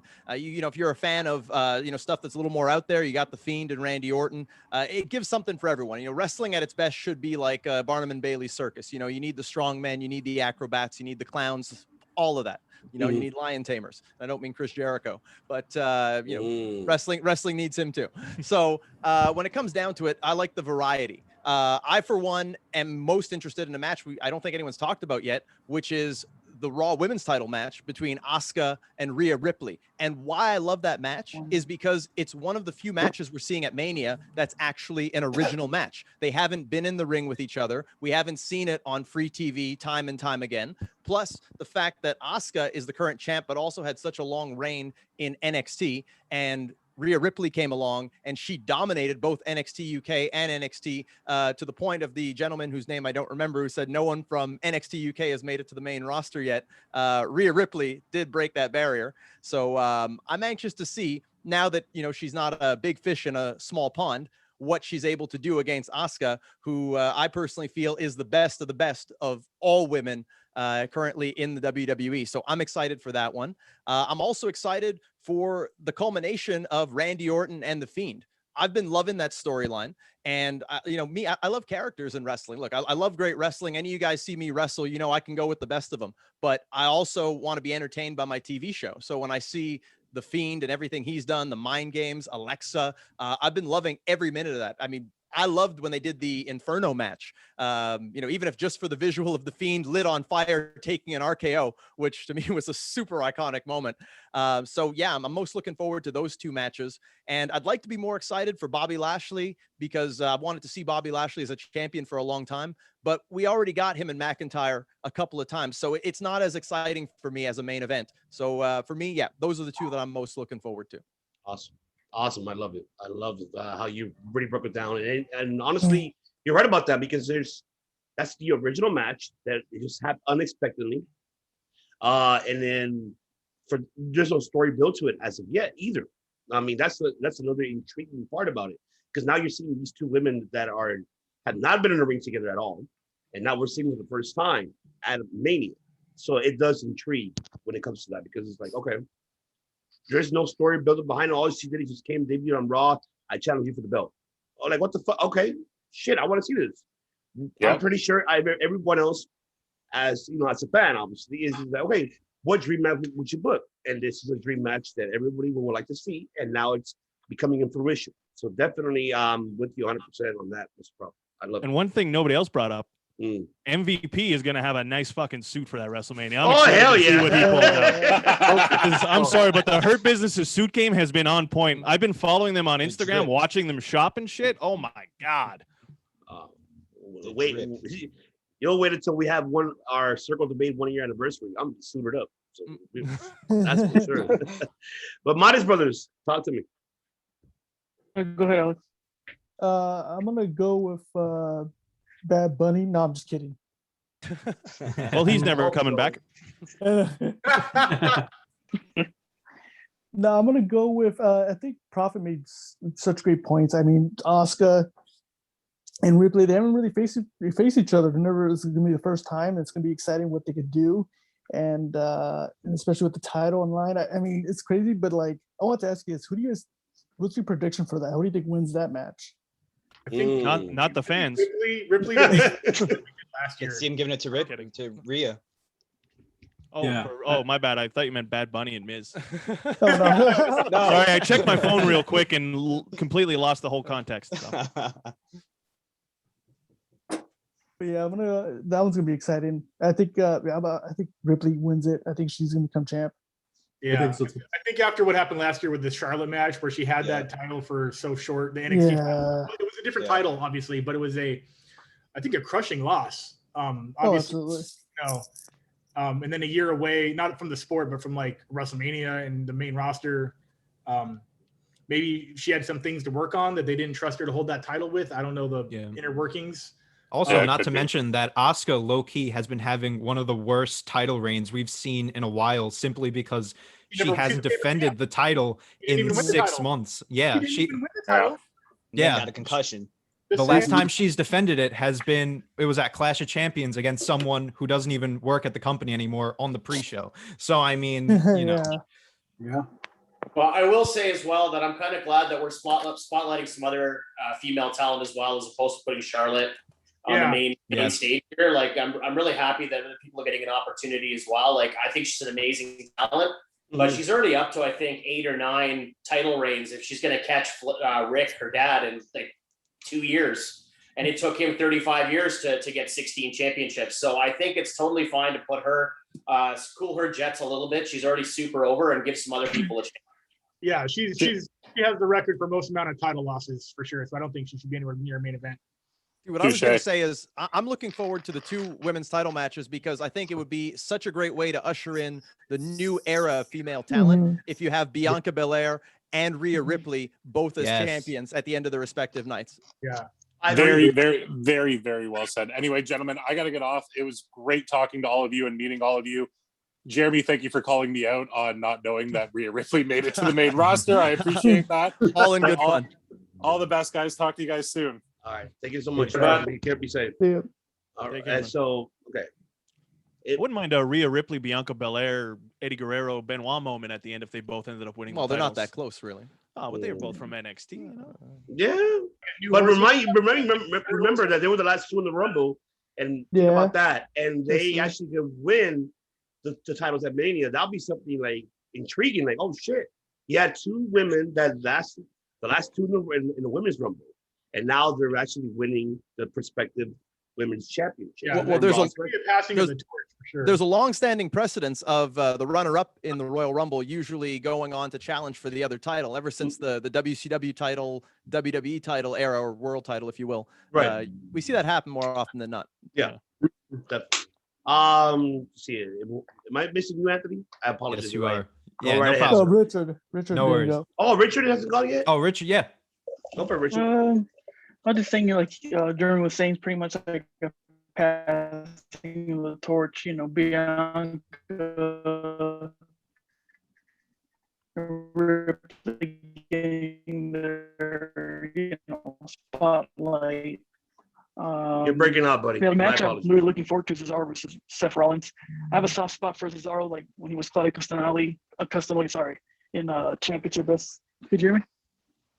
Yeah, I can hear you. Yeah, I can hear you. You got me? Yeah, I can hear you. Oh wow, that's like 90% better. Okay, cool. So yeah, like I was saying, the match that really stands out for me was Cesaro versus Seth Rollins. I'm getting shades of Tyler Black and Claudio back in the day in this match, so hopefully I see that here. I think if they get enough time, they're gonna still to show him do a great performance. Long overdue. Cesaro should get his shine on and get his moment. You know, Vince always has said, "Oh, well, he's not championship material or not a main eventer." No, it's bullshit. He has the talent, and I think he's gonna get it right here with this match versus Rollins. Definitely, I agree with that. Anthony, floor is yours. I mean, I'm getting the general vibe from everyone that like no one is really that hyped for Mania, but I'm kind of in the smaller group that I'm especially hyped for WrestleMania this year after the year that we just had. Speaking as someone who was supposed to be at Mania last year, you know, just for there to be a WrestleMania in proper fashion with fans and everything, you know, whatever the card was going to be, I was going to be excited for it just for the spectacle of it. But, you know, speaking as far as the card goes, you know, on paper, I think this is a pretty strong Mania as far as the matches goes. The build is another story, but we have seen in the past that Manias with terrible builds have been great Manias nonetheless. I think the most recent example was WrestleMania 31, which I think is one of the best Manias that we've ever seen. But, you know, as far as the card, I think I'm going to be cheating a little here, but I think the entirety of night 2 is going to be a great you know, show, just because you have matches like Asuka and Rhea Ripley, which I'm especially looking forward to. The Fiend and Randy Orton are going to close out their feud, which, you know, I would also like to see them incorporate some aspects of the Funhouse, because I've always said that there are 4 people that would be excellent for the Firefly Funhouse that they can still do or have done already. And it was John Cena, Triple H, Vince McMahon, and Randy Orton. So, you know, they're gonna have to tweak it with fans. You know, they might do half in the ring, half on the big screen, however they're gonna do it. But that's another match I'm looking forward to. Big E and Apollo. You know, I love the Apollo gimmick. And, you know, honestly, the main event, I wasn't that big on them adding Daniel Bryan, but, you know, I think this is a way for, and again, some people might not agree with me here, so tell me on it, but the way that I'm seeing it, this might be a way for Edge to go ahead and win the title a decade after he lost it, that he was forced to retire. Because you look at it, and, you know, we haven't got a lot of fantasy booking in this stream I've seen, and it's kind of weird for the group that we have here. But, you know, if I can go ahead and do a quick fantasy booking, you know, I see that Edge might win the title, gives Roman a little bit of time to bring back in Jimmy Uso so that we have the full bloodline stable. While we're doing that, Edge can go ahead and face Seth Rollins and we get that feud through. And then with the bloodline all together, that gives you a chance for Roman to take the belt off of Edge, because realistically, you don't need him to hold it for that long. And then we can go ahead. SmackDown now has enough time to build up some more challengers for Roman throughout the summer and onward. Such as Big E, Shinsuke, Cesaro, you name it. So, I mean, that's kind of my way of looking at it if Edge were to win the title, but also just selfish of me because I love Edge and I really want him to go ahead and win that title that he never truly lost. But yeah, I mean, I'm speaking too long now, but No, by all means. But, you know, all of night 2, I think is just, I'm looking forward to a lot. And I hope that we do see Edge. I don't know if anyone else feels differently. All right. Well, yeah, let me ask my other host, my Ask Money Mike. Do you agree? Quick one, Mike. My phone's literally about to go flat. I'm on 4%, but thanks for having me, lads. I had a great time doing both shows, and all the best. And yeah, if you want to check me out, you know where to find me. All right, James. Don't worry, I'll plug you in once we're done. All right. Take care, Cheers, James. Take care, James. We love you, man. Take care, brother. Thanks. Bye, everyone. All right. I like you as a friend. Yeah. I will say that coming into this conversation right now, this Zoom thing, I did not have high hopes for WrestleMania, but hearing everybody's match picks and kind of going down the card, it's not that bad. I'm pretty sure I'll enjoy it, and here's hoping, right, that it turns out to be a great WrestleMania. But yeah, overall, if I had to pick one match, I would probably say Fiend and Orton. You know, I don't know if it's going to be a cinematic match or anything like that, but you know, hopefully that one's good. And I'm a big Fiend fan, so that's my guy right there. Definitely. Chris? Man, what can I say that hasn't been said, especially by the harbinger of truth, the minister of fact, the pioneer of prophecies right there. How this entire card has everything for everybody. But WrestleMania is supposed to be a year culmination of something that comes to a catalyst at the end of the year. I don't feel like there's a lot of questions I have about winners or losers in this. The Randy Orton, Bray Wyatt things happened 2 or 3 times in different incarnations. This might and hopefully should be the last time. What I'm more excited about this time around is the Raw afterwards, because that's hopefully going to arise a whole new bevy of questions that set up the next year for hopefully the next WrestleMania, where I have the questions that we're looking for. That being said, what deserves to be the main event, it always comes down to who puts the most butts in the seats or who deserves it the most. That's always a question, because it's not always the same thing, in my opinion. I agree with whoever can sell the most seats should definitely have a high spot on the card. But then also, who's the hardest worker? And they're not always the same thing. Someone in this conversation changed my opinion about where Sasha Banks and EST should lie on the card. And where they're at right now, I'm now okay with it. I came into this with the opinion that I was going to promote them as a main event. Now I'm not going to. I am looking forward to all of the matches that we talked about, which were sleepers, like the Seth Rollins, Cesaro, the Kevin Owens, Sami Zayn has to be probably the highest rated match of the night.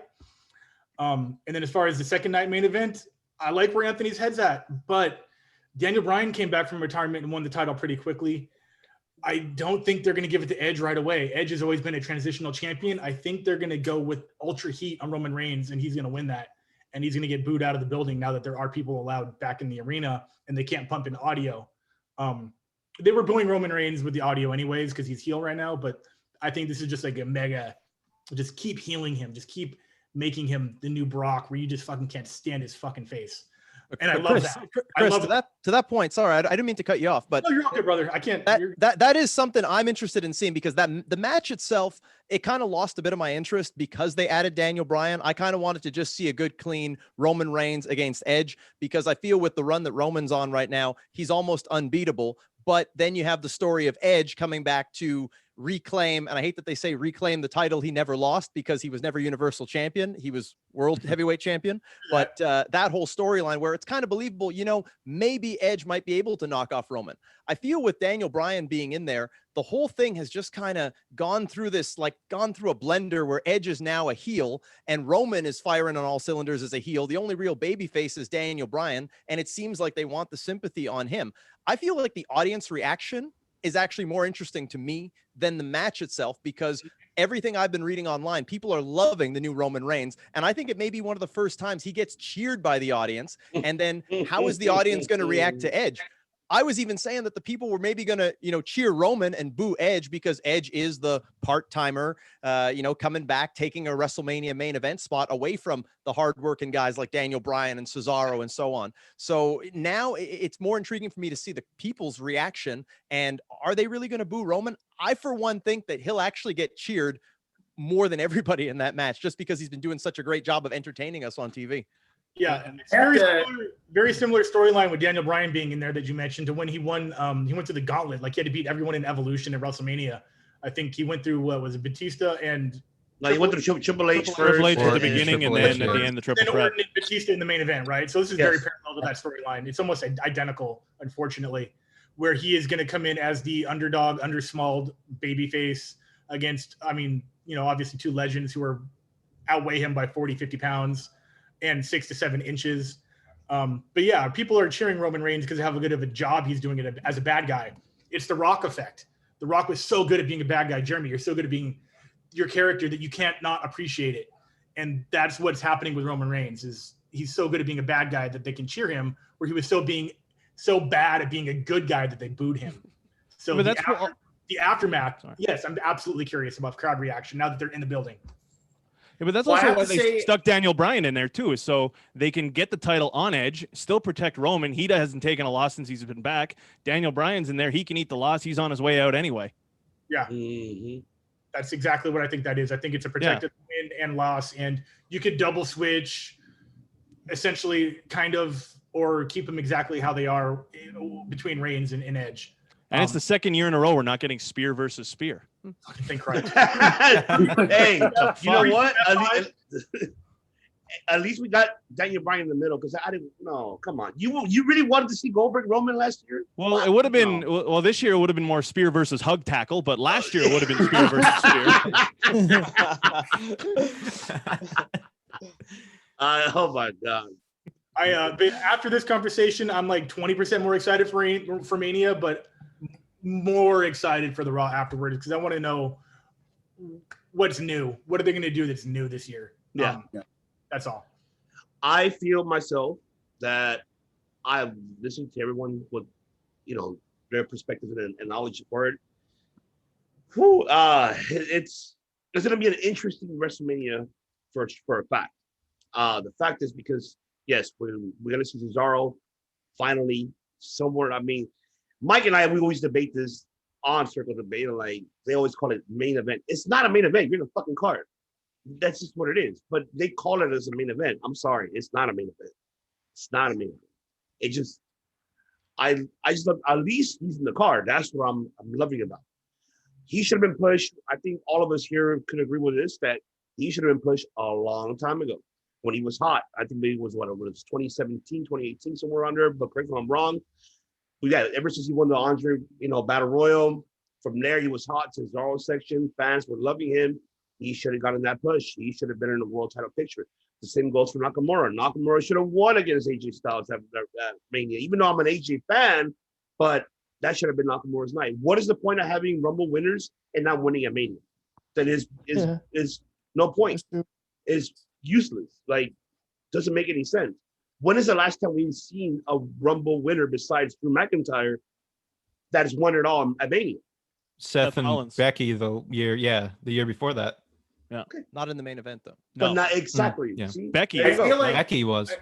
I feel like this year's WrestleMania is the perfect example of the brand WrestleMania being what's being sold to us. It's not like going back to the days where we had Rock and Austin and Hogan, even John Cena. I feel like this year's WrestleMania is the perfect example of us being excited for WrestleMania, the show, the spectacle, as opposed to one match drawing us in. It's not, you don't have people that are drawing us in for specific matches so much, big time draws, big time stars, as opposed to being a group effort. But that's by design. I mean, WWE has done that for, as long as I can remember. I really feel that John Cena was maybe the last guy they had that was a draw on his own. And it showed with, house show attendances and whatnot when he's there. John Cena was a draw. But WWE, I think, has become a little gun shy of making someone into a big star and having them do like a Brock Lesnar, where they just decide to up and leave after they fed them everybody, put out tons of merch for them and made them the centerpiece of their company. If you, and I've researched this a lot, but if you look at WWE, there's always been a changing of the guard, whether it be, Hogan to Warrior, or, you look at a more contemporary example like Shawn Michaels to Austin. There was always that changing of the guard. And then when Rock gave it to Brock decided to just up and leave. And then WWE kind of decided to say, well, nowadays we want guys in these top positions where we can make them and we can break them. And if you look at the whole roster, any guy, take any one of them, they could easily be world champion just as easy as they could be in the mid card. Roman is no exception. He was in the mid card. He was United States champion a couple of years ago, and it didn't seem out of place. Nowadays, they don't go out of their way to make superstars because they want the WWE brand to be the biggest thing, the biggest draw, whether that's to their detriment or to their benefit. 100%. I completely agree with that. That's exactly what it is. And to your point, it hasn't been since Cena that we've had that big breakout star that's been the main attraction, main draw on a Mania card. So I think it's smart from them, from a business perspective, not to place all of their, eggs in one basket, for the lack of a better term. But at the same token, I think it does at times hurt the drawing power of the card. Yeah, this reminds me of like for example, the Super Bowl. WWE likes to call it WrestleMania, the Super Bowl of pro wrestling. And I feel that for most Americans that tune into the Super Bowl and their team is not on the matchup itself, they are so invested in the Super Bowl that it doesn't matter which team is on. So I feel like they're trying to get WrestleMania to be at that, like to be seen like that, where it doesn't really matter who's on the card. It, you know, just like how Jonathan was saying, you know, the event itself, the spectacle is being sold to you. So that's what that reminds me of. Yeah, I think you just back to what Jeremy said though. The thing is, the problem with that is that a lot of casual fans, like take for instance, my stepfather, not a wrestling fan, knows that I watch it, but whenever he asks me, "Oh, it's WrestleMania this weekend. Who's fighting?" I'll name people and he won't know. But if I say Brock Lesnar, John Cena, Hulk Hogan will be the host. Oh, that's cool. Maybe I'll tune in for that. But if you go to a casual fan, hey man, you excited for Cesaro Rollins this Sunday? They're not going to know. No. That's By the way, so Roman Reigns and Edge are in the main event. Who? Yeah, that's exactly my point. And that's why I think this mania of all manias, because we've had the pandemic, I think without question, this was the one mania where we needed a few more big time part-timers to be involved with the show and pre-announced, so you get some more eyeballs on the product. Exactly. So this is the question that I'm coming up with that as I say it, but where is WrestleMania itself being held? Is Tampa, Florida.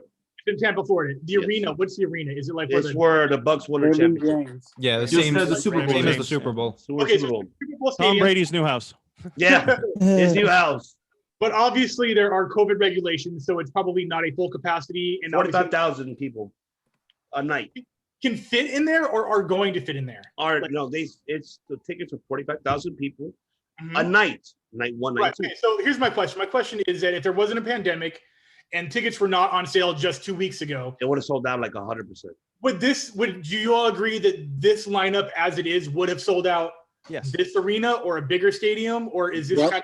No, it would have sold out. Honestly, Now, is that because it is just WrestleMania and the aura of WrestleMania? Yes. Yeah. Somebody 1000%. Okay. Somebody earlier said that this feels like a backlash, which it kind of does, really. But just attach the name WrestleMania to it, it'll sell out. Okay, so yeah, that's a credit to what they've done as a company. For sure. Well, yeah, we got the main event from Extreme Rules last year.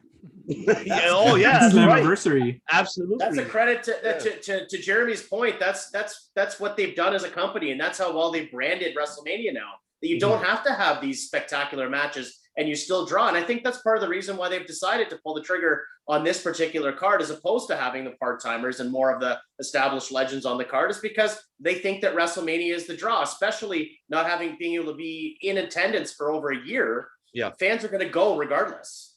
Yeah. Of course, you want to be a part of that title name, WrestleMania. You want to be a part of that. You want to be part of history. See, for me, watching fans just coming back, that's the big draw. That's, I want to see how people are going to react. It's been over a year of people not getting to express themselves. We don't know who's over. We don't know, if this person is really doing that great of a job of getting heat, or this person is really as popular as they say. People might be expecting, the fans to cheer Sasha over Bianca Belair or vice versa, but it might not be the reaction we get. So to me, the people are actually the big draw at this year's Mania. No, I'm with you 100%, Jeremy. You valid point, because now the excitement of going somewhere. How many people have not been anywhere in the past year and a half? Exactly. That's the big so fact. ape shit. I'm surprised. There's probably going to be fights in the audience from people's first. I'm just saying, like, what would you say? There'll be fight in the audience, bro. Yeah, that's your draw right there. It's the two people who dress up as Macho Man and Hogan in the crowds fighting each other. That's your draw. I will not Just be coughing surprised. on each other. Yeah. I think there's going to be a lot of the, the cabin fever mentality. Maybe your first public alcoholic beverage in a large arena with a violent entertainment resource right in front of you. Yeah, there's going to be some people kicked out for sure. Well, we're not soccer hooligans. Oh, hey. Ever been kicked out of wrestling events ever for fighting? I think it's happened. That's not brown. Doesn't mean I always, watch soccer all the time. I was thinking more Europeans, but yeah, okay. I watch Champions Leagues. You want to go that route? I can't have it. Hey, I'm a Champions League fan. I'm a Real Madrid fan, so that's me. But okay. And also keep in mind the kind of people who usually go to these WrestleManias. It's the hardcore fan base. You never know with them. They're wild. Always. Oh, yeah. Yeah, but the point to that, though, too, is that with restricted air travel, like we usually get a lot of Europeans coming to WrestleMania, hardcore people coming from England, places, things of that nature. So when you don't have the big time hardcore mark audience that you typically do, or at least less of it, Are they going to react the way that they do at WrestleMania? Are we going to have that strange reaction at Raw, the Monday Night Raw after WrestleMania? Or are we going to have the traditional, like, sort of casual fan reaction that the WWE wants us to have? That's very true. Absolutely, I agree. To end this with a note, gentlemen, I want to, and I apologize to all our viewers as well who are subscribers to our Perspective podcast who are watching this. But we're just give very, very briefly. This is only opinions matters. Only it's opinion, no facts here. Just like how I'm gonna give it straight out, like to Kyle and Jeremy, because it's just our fucking opinion. That's pretty much what it is. Follow the bouncing ball. Exactly. But this is a touchy subject because we had this debate last week. Oh shit. Yes.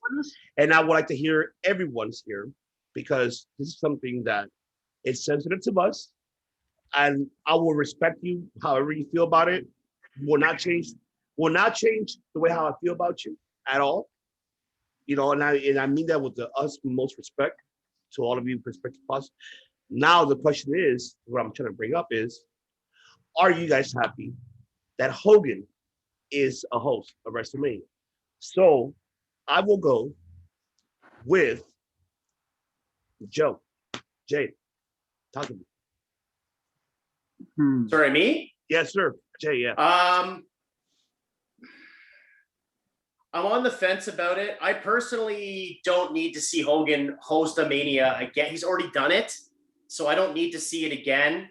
I think that in the climate that we're in currently, in terms of our society, I think that we don't need to be putting a big spotlight on Hogan right now. I think that he needs to be, if they want to put him back in the Hall of Fame and they want to, start selling his merch on shop.com and stuff like that again, then fine.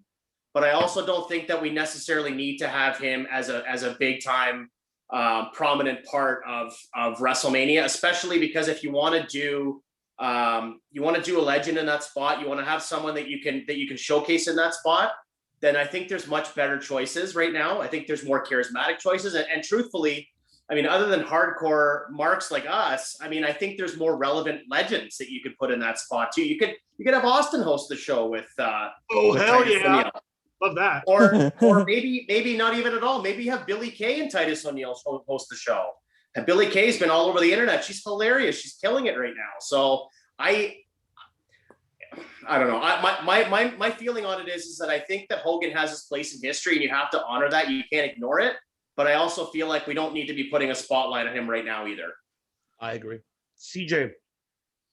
I mean, that's definitely like, I'm sure they added Hulk. That's Vince that did that. And that's probably has to be tied into like the Peacock deal or something. That's why he's doing it. I don't think it's necessary though. And I agree with Jonathan. It should be like Stone Cold, HBK, could even be Triple H, but yeah, that's how I feel about it. I'm not really, Anthony. It's just fucking weird that they picked him. Like, there's no way that you could tell me that there was no one else that was available. Like we've already mentioned, like Austin, DX, I feel like there are other names that you could have picked to, if we're going in this route. I know that we mentioned of using this WrestleMania as a platform to put the newer generation on the pedestal, Belair, McIntyre, all of those names. Someone like Hogan isn't going to do that. And we've seen it from his appearances that when Hulk Hogan is on the screen, it's all about Hulk Hogan and the nostalgia sells it. So, I mean, all of the other reasons speak for themselves on, as to why I don't want him in the spot. And we can go into those, but, I don't really want to because they speak for themselves. But I think as a wrestling fan, I see why they did it, right? CJ already mentioned Peacock and everything like that, but there were just so many other routes that you could have gone. I already mentioned before, Bailey and Billie Kay would have been two perfect candidates for night one and night two. I like that Titus is getting the spot, but I mean, it's just a weird situation. I would have even liked if they had a bunch of legends that served as the hosts, but really it's just them putting over the talent as much as possible. And I wouldn't really like the spotlight to be taken away from those stars and put on the legends, but at least that's something. If you need a host, which you don't need a host for a show like this, this is really just a ploy and a way to go ahead and sell more tickets. And in Vince's eyes, he thinks that Hulk Hogan is still a way to get the casual fan. And to some capacity, it is, because the name Hulk Hogan, But with everything else taken in consideration and all the other ways that we could have gone with this, in terms of being a wrestling fan, I think that this is one of the worst moves that they could have made for a WrestleMania host. Unless they have Hogan pin R-Truth for that 24/7. Oh, they better not. They better not do that shit. No. You know what? I think that's a free spoiler for all you people, by the way. See, why you predicting shit already, Kyle? See, that might happen. He spoke it into existence. Yeah, let's have Hillbilly Jim host it and just recite his Hall of Fame speech, and we'll call it a night. That'll be the all of night. I rather have Hillbilly Jim shit. Fuck it. But let me go with not the Prophet, but the other German. I want to hear your thoughts. I think I understand it because you got to keep in mind they're in Tampa, Florida. Hogan's from Tampa, at least last I checked. He is. So there's that connection going on, and from that lens, it makes sense. Also, I think he is a big draw more to like the older crowd, even like everyone knows Hogan. And I agree, there were probably other legends you could have gone with it, but I kind of don't care. It's just I kind of don't care that Hogan's doing it. It's like, okay, it's a WrestleMania host. So I've never cared about anyone who really hosts WrestleMania ever since The Rock even. So it's like, it's not going to affect my life. The thing that makes me confused is after all of this racist stuff that he's been dealing with, why are they putting him with Titus O'Neil? Thank you. But I'm biting my tongue. I'm biting my tongue because I'm saving my shit for last. But that's why I'm biting my tongue. Yeah, it's not even like something like I'm angry about. It's just like funny. It's like, really? It's like it's such a boneheaded decision. Yeah. It's Definitely. like bone cop, bad copper. Yeah. Good cop, racist cop. Yeah. Oh yeah. Well, Kyle, Jeremy, the floor is yours. So in terms of Hogan, like I said before, when you're talking to a casual fan about WrestleMania and they're like, oh, who's going to be there? The minute you say Hogan, everybody knows him. So that's one way to get the fans in. Titus O'Neil, he's a huge charity guy. He's a former Gator in Florida. He's a former Florida Gator. He's known everywhere. So that's just a good way to get more eyes on there. Because then you're like, oh, we got this good Samaritan goodwill ambassador hosting WrestleMania. And you also have Hulk Hogan, right? Yeah. So that's one way they could probably spin it, but I still see Hogan winning that title before the night's over. There was rumors a while ago for last year's WrestleMania that he was going to come out and win the Andre the Giant Memorial Battle Royal. Like he was going to be like a last minute entrant, not take any bumps, but have him win the Battle Royal. I heard about it because of the NWO being inducted that year, but if they might go with something like that, honestly, to include him in some capacity. But so he's going to be shaking to get the Battle Royal. I think him getting out of the ring counts as a bump.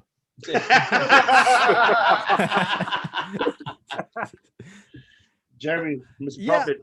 I mean, when I think of this whole Hogan situation and when the stories first came out about Hogan, what he did, what he said is just so inexcusable. There's absolutely no place for that in the world, in society.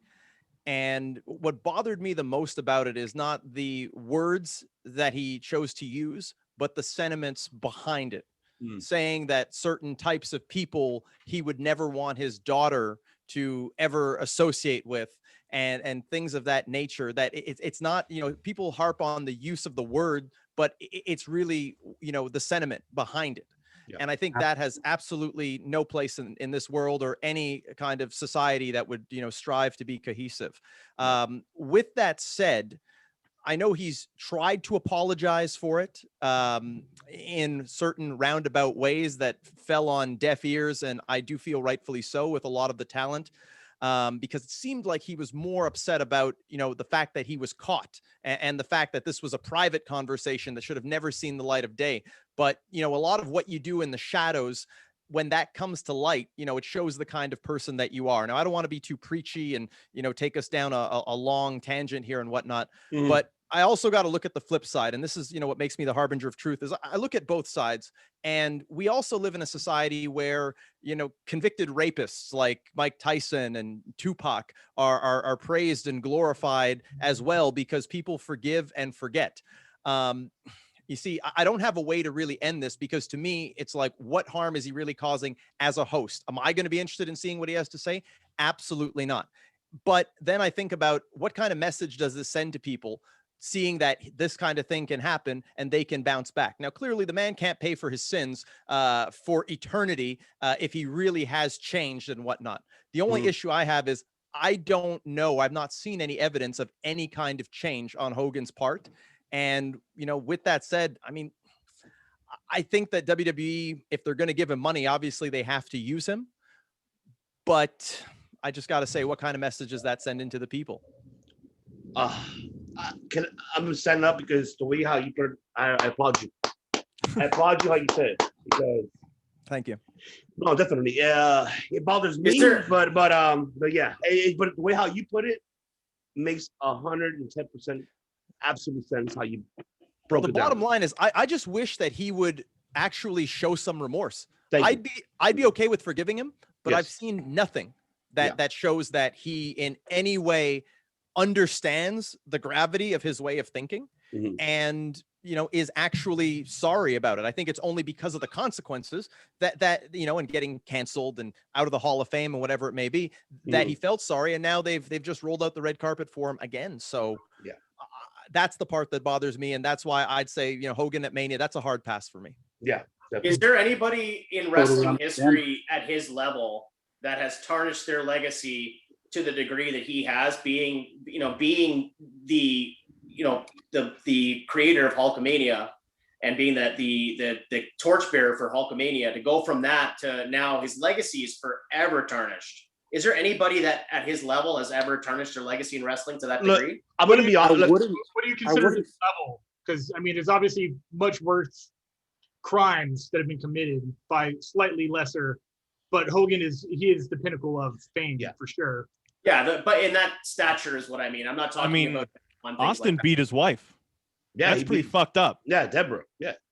Jimmy's I don't know. Jimmy Snuka murdered someone. Yeah. Allegedly. Allegedly.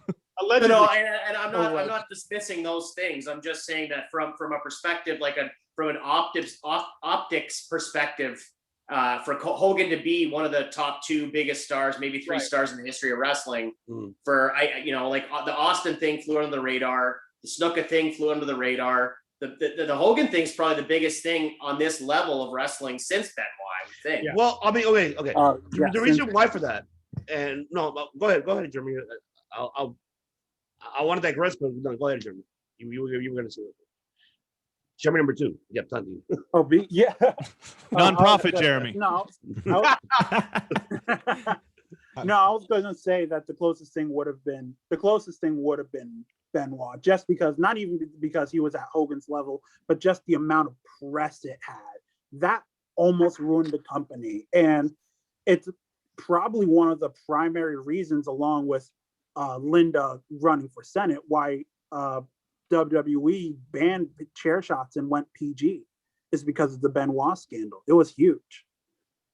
It changed the business. It did, but I think that was just the one that kind of sparked it because it was announced by the media that what he did.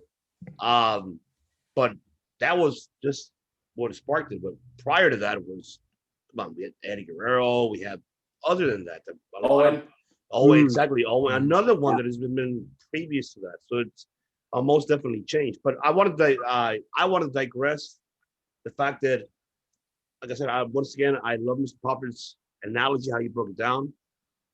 I still do not, personally myself, I do not feel comfortable about it. Yes, I know I'm not an African American, but I grew up in that community. Yeah. I grew up with that, and Black and Brown movement. That's all me, every time, and that's always going to be the all day, every day, because I grew up in that environment for my childhood. I'm 37 years old, so it's like I grew up with that. And for a man that has not forgive, I can forgive but not forget. But for a man that hasn't even apologized for the word he said, it's appalling to me. You can apologize you got caught, but you didn't apologize what you said. Of course, yes, how Jeremy said, of course, people have different conversation off camera, off everything, yes. Say certain things. He got caught, but it just, how he put it, how he said it offends me. Because it offends me too, even though, like I said, I am not an African American, but I'm brown, I'm Latino, and it affects me, But overall, it doesn't matter what ethnicity am I or what race am I. It affects all of us, dearly, and I don't like that. I just personally don't like that. I think it's indicative of how wrestling in general tends to fly under the radar with the news and negativity that happens. I mean, when there is a big time story that's in the mainstream media, it's typically negative. But I think back to if the comments that Hogan made were said by an A-list, celebrity star in Hollywood, with the current climate that we're in today, it would have been cancel culture and they would have been gone. Yeah. So because wrestling is kind of in its own bubble, he's been allowed to continue. He had his slap on the wrist being taken out of the Hall of Fame, but now he's back in it. He's going in a second time. But think about this though. His professional career cannot be tarnished. I'm not tarnishing his professional career, but what I'm tarnishing is his persona. His outside of the ring is what I'm tarnishing, because you don't have. That's what I'm aiming at. I'm not. Gotta aiming go, for guys. I I gotta take off. But I'll just say this: Hogan's star power is not the same, and I definitely think they should have put Ric Flair if they needed a legend. Ric Flair is the guy. Naomi should have been hosting because she's from Tampa alongside with Titus O'Neil. Yeah, I'll get into that when it's my turn for sure. That's a big subject I have. All right. Good night, or good day, everybody. Funny Mike. But yes, to finish over, like I said, I'm not here to tarnish his career in professional wrestling. I'm tarnishing his persona of what he's done. That's one thing that I feel disrespected. And he's already done that himself. Yeah. I mean, I guess CJ's yeah, of course. I get everybody else because Peacock, everything else, promotional wise, it's under very understanding that his name has to be there. But it's like on the side of a face. It's like you're literally gonna have him hosting it with another African American. You're gonna have him hosting WrestleMania. You have two women that are African American. Go ahead and maybe main event WrestleMania. Also Lashley as well. It's another one. It's like shit. Like that's a slap in the face. That's how I see it to me. But yeah, I mean, I digress and I apologize, but I said it is what it is. I mean, I can't do anything about it. I think the good thing about this whole thing is that the WrestleMania host in general usually doesn't do anything worth noting besides come out for the one promo and say, "Hi guys, I'm the host," and then leave. We're messing it up with Superdome, brother. Yeah, exactly. So I mean, like, as long as we continue this trend and we just get the catchphrase or whatever, and we don't have to see him throughout the rest of the night, then it is what it is for me, honestly. I'm interested if they're gonna have Titus O'Neil have a pose down with him. Oh my God! You know what? You called it right on point. Man, that's what you're the prediction guy, bro. Fuck, man. Jesus. There's a part of me also that thinks that Titus is there to do the same spot that he did last year after the Funhouse match, where he was like, "I don't know what I just saw," and he's gonna do the same thing for like the Orton Fiend match. He might. Either that or run down to the ring and slide underneath the ring or something accidentally. Yeah. Hey, does anybody know if red and yellow goes good with green and gold, or? I don't know. I don't know about that. You know what's funny is I always say this. It's not that he's the spoiler. It's that there are these moles for WWE that what they do is they go and they watch this kind of content and then they use it to give actual good ideas. That's what it is. Yeah, I've been saying it for weeks. Sting has been watching my AEW reviews because everything that I called him out on in those reviews, he did the very next week. Which, by the way, I haven't gotten an AEW paycheck yet. No. I need you in the episode with us to talk about AEW. I need you there because everything what you said is fucking like on point. I'm like, son of a bitch is like literally just said what we just said. I'm like, but I love you, fucking love you, fucking. But yeah, okay. So I have to get to Modest Brothers. Your thoughts about Hogan? Alex, Richard, anybody? Yeah. Pretty much like you guys said it best. He showed no remorse, or he's not apologetic at all about it. It's more like, oops, I got caught. He should come with apology. I don't know, like you were saying, Ivan, his star power's faded. There's no reason why to bring him, back. And it's even a bigger bonehead move that they put him up with Titus. At this point, I'd rather see Titus go solo and get his shine and be the host himself. Even bring back, Gronk. I know a lot of people trash him, but he's Super Bowl champion. Tom Brady will be fine with me. I don't give a shit. Yeah, why not? Titus played football. There's a football connection between him and Gronk. Comparing to Brady for sure. Bring Brady, Giselle too. It's there, so why not? But just it's not acceptable, in my opinion, to bring him back for the words he said. And he's such an icon. I know it's a tough spot as a fan, of him, in the ring. It's hard for us because we've seen him as kids growing up. I mean, he's a legend, he's an icon. It's Hulk Hogan, for God's sake. But for what he said, it's not excusable, and he shouldn't be back. And simple as that, he shouldn't be back. Alex?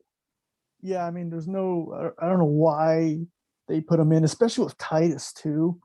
It just makes no sense.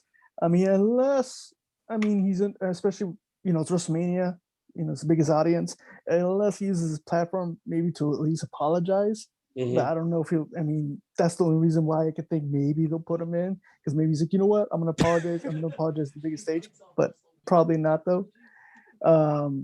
But yeah, it's just crazy. I mean, I would have liked to see Titus do it by himself. I think he would have did a great job by himself.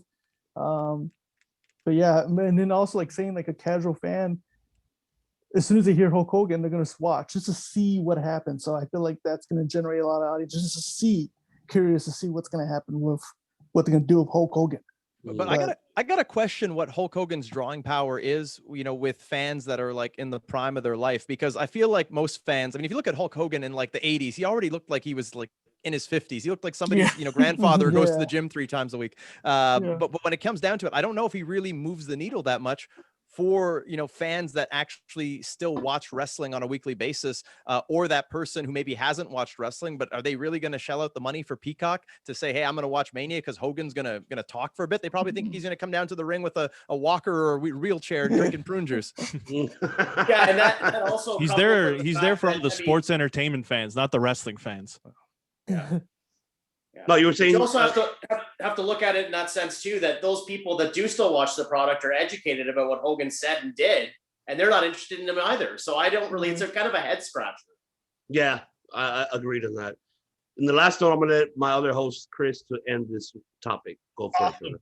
So there's some points I made a couple days ago. I'll make them quick, but there's some new points I want to bring up in relative to what CJ, the phenomenal CJ Styles, had brought up that I'm going to sort of counter. I don't think you should have to be part of the community he offended to have an opinion that he shouldn't have done it, obviously, because we're all humans. And Prophet, you made a great point that it's not even the word that he used, which is of absolutely pinnacle offensiveness, but the context that that conversation could have happened without that word and would have been seriously as offensive as it is. Maybe it's not my place to speak about the accomplishments of the African-American community, but having Lashley, Sasha Banks, the EST in this star-studded main event spot, those are accomplishments that I think that community should be proud of. And then putting Hogan in there, I compared it to having a transphobic person MC the Gay Pride Parade. It's almost identical comparison, in my opinion. Having Naomi come in would have been a great replacement, and she doesn't have the star power that Hogan does. CJ brought up that maybe Peacock wanted a big name in there. But Peacock right now, if you guys don't know, are scrubbing things from the history book of the content that they're using on the network. They're going back, they took out the Roddy Piper blackface, which probably a great idea.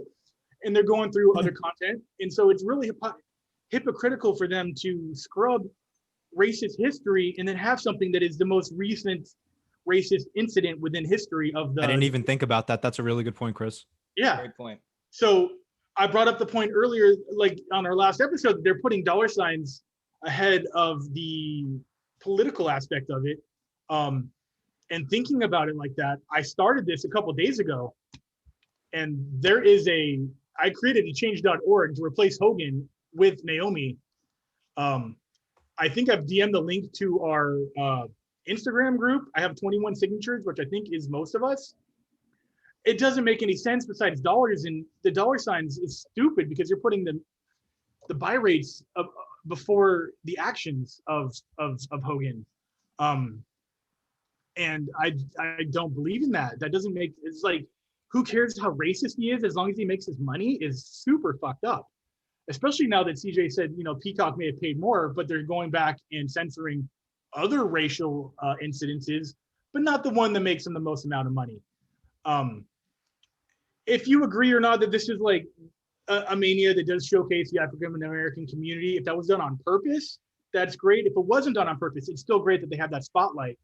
And tainting it with Hogan, like, I'm just not down for that cause. And Ivan mentioned on a previous episode that he's going to be coming out to Real American when he is anything but representing our country, at least the good side of the country that is not racist and doesn't support Hogan's statements, especially since me and Prophet also have the same opinion that it's shame versus guilt. He's more,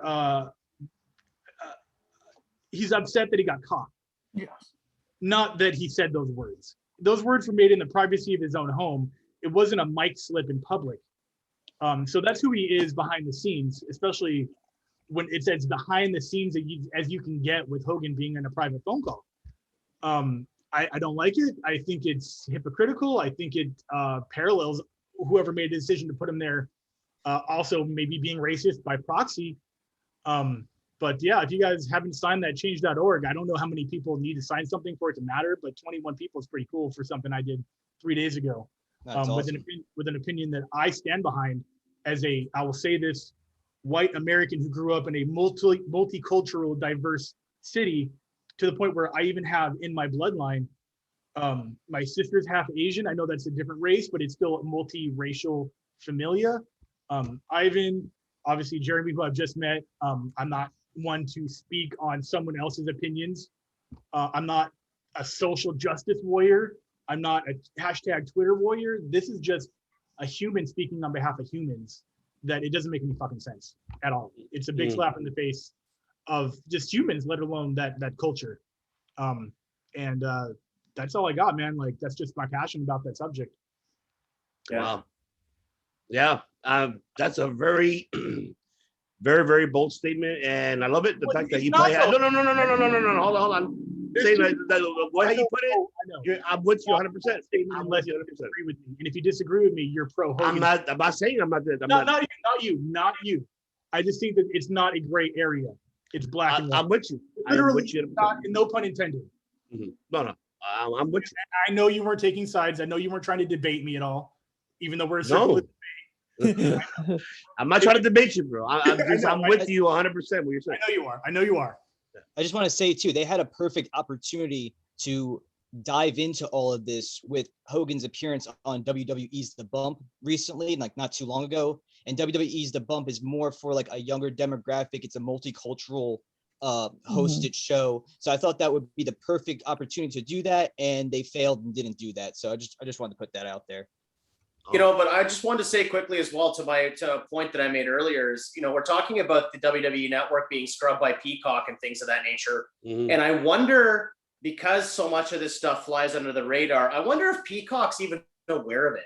I mean, you'd hope that they would be, but they'd have to be stupid to sign this deal. I agree. How do you know about? I agree 100%. 30 years ago, but not Hogan. What was it, 5 years ago? Somewhere in that window. No, I'm not defending it. I'm just saying I know you're not. Yeah, no, I think it's wrong. I think I don't want to speak for everybody on this panel, but I think we all agree he shouldn't be there. Yeah, definitely. Get his ass out. Yeah. Sign the change.org. Please. There you go. I don't think it's gonna work, but it's a great thing to just know that people out there have that opinion, you know. Of course. Definitely. But yes, it's like a 2-part episode, but I want to thank everybody, our viewers and subscribers. Do not forget to also subscribe to our brothers here, our Perspective Podcasters. I know everybody already left earlier, but I will put the link below for them. So make sure that you guys subscribe to the channel. They have the greatest content for you pro wrestling fans, especially my brothers, mis hermanos, which is Justin, Jump in the Ring. That's Kyle and Jimmy Prophet. Once again, I love you guys. You guys are like family to me, 100%. And shout out to Frank. And of course Frank too, because but Frank always misses this type of shit. I mean, he was only once, but he become but still. He always misses things, but only get it one time. Yeah, but I love Frank too. Of course, He's got a 9 to 5 just like me, so I got a 9 to 5 too, bro. Yeah, we all do. I know we different. Yours isn't on a boat though, so. Kudos to him because at least his in a boat. No, mine's is repoing cards. Oh shit, never mind. Oh. You didn't hear that. Okay. Legitimately Barry Darso. And also wanted to go ahead and thank Anthony, of course, from the TITANTRON Podcast, and make sure you turn your head to attention to the TITANTRON Podcast as well.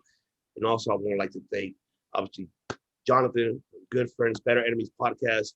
I love it. Another brother right here that I would love to have you more often on the show, and hopefully we can, get you on some debate with us, man, because I love your mentality. I love everything, which is just, man, I'm in love with you now. Sayonara. And of course, thank you very much for having us, man. I really appreciate it. It's been a blast. Hope we can come back.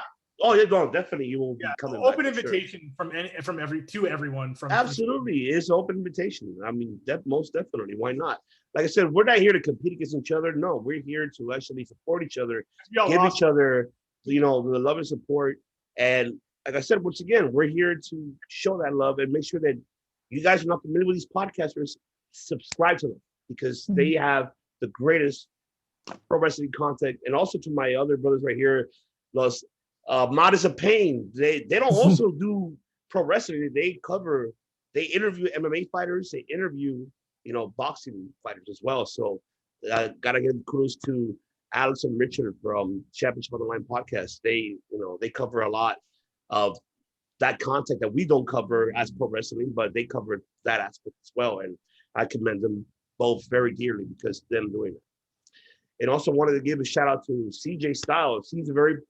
His is like kind of like you, Anthony. He gives whatever news and he's out and about. Get you your information and get you the hell out of here. Yes. Yeah. He does that. And I gotta give shout out, very kudos to him, the fact that he supports everyone here of our podcast.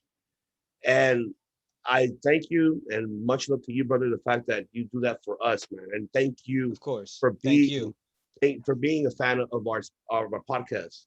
And thank you so much because I'm gonna do a little butt kissing right here. I'm gonna join the Anthony ass kissing club, but the amount of information you were able to store within the 10 years or less that you have been a fan of the product, holy fucking shit. I have been watching I made a joke on Facebook that if I ever forget my age, I just have to remember who's headlining WrestleMania because I'm 37 and it's WrestleMania 37.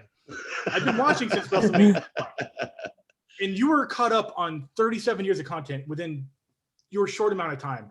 And that blows my mind. And I genuinely love you for that as a fan of other fans. Thank you so much.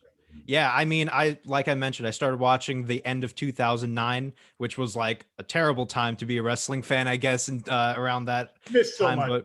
But like, yeah, I mean, even when I was younger, I was called like the wrestling encyclopedia just because I would know like these random facts that no one else would know. And, to finally be able to put it on a platform like this amongst other people, as amazing as you guys are, is just a real big dream for me. And I love that, we have become the other option for wrestling podcasts, that, we are, people that you want to listen to because we're the fans at the end of the day. We're not going to put out some manufactured BS, that's going to fit corporate lines or, I know I can't mention the names, but, Seltzer. Don't guys like that. But I fucking hate them. I love that we are, like I said, we're gonna get your information. We're gonna get you the hell out of here. So I mean, I got a warning because of my shit talking because of that. So yeah, I don't want to know about that story. So tell it to me off air. I'll tell you off air. Yeah. But I always introduce myself in interviews. The Resident Observer sent me a warning. So yeah, I don't want to get sued. Oh, okay. Ivan, you're not gonna have Hogan guest host, are you? Hell no. Hell no. I like to look at all of us as professional fans. That's the best way to that's how it is. And also the other Jeremy who's representing Jonah from Rewind, Recap, Relive. But what the hell, bro? You should be having the bow tie as well be on the show. You better talk to Jonah about that, man. You know, it's just life's just really busy. I'm a full-time student right now. I don't have a lot of time. I want to get into the game. I want to do like reviews and like predictions and all that stuff. But you know, maybe one day for sure. Definitely come to, you know, like anybody here as well. Like let us know, and definitely the door's open. Do a top 5 every week. Like come on into the top 5, dude. Pick a subject, your top 5 favorite, whatever, or worst, whatever, and we all give our list. It's awesome. Yeah, awesome. Definitely. Yeah. Also want to invite anybody here who would like to come on our show. If anybody wants to come on as a guest rebooker, you're more than welcome to come on. Just reach out to us and we can make something work. Get Jeremy on the show. Get Mr. Probably. I'd love that. Why not? Get both Jeremys, both of them. You like views? Because you'll get them. You know what we'll do? You know what we'll do is we'll put up a poll. We'll pre-announce you. We'll put up a poll and we'll pick four topics, and then whatever wins, we'll get you to rebook for us. Okay, awesome. Love to do it. Yeah. All right, cool. But yeah, We'll set it up. Awesome. Yes, ladies and gentlemen. Yes, it's been a 2-part show. It's not gonna be like a whole 2 hour. No, it's gonna have 2 parts. But we would like to go ahead and thank everyone for tuning in and watching this. And yes, this is the League of Extraordinary Podcast. Yes, a lot of them left earlier, you know, because of the time zones. We're in different time zones. But you know, they got to do what they got to do. But you will actually see once again the description below, all the links for the YouTube channel to subscribe and to make sure that you got to tune in to all these wonderful and incredible podcasters, because they do a phenomenal job just to provide you guys the best pro wrestling content out there for you fans. So once again, thank you very much for tuning in here at the League of Extraordinary Podcast. We will see you guys next time. Hopefully, maybe a SummerSlam or Survivor. We don't know. Maybe an aftermath. Maybe we could do an aftermath WrestleMania, because I would like to hear everybody's thoughts about that. But we don't know. But once again, thank you so much, ladies and gentlemen, for tuning in, and we'll see you guys next time.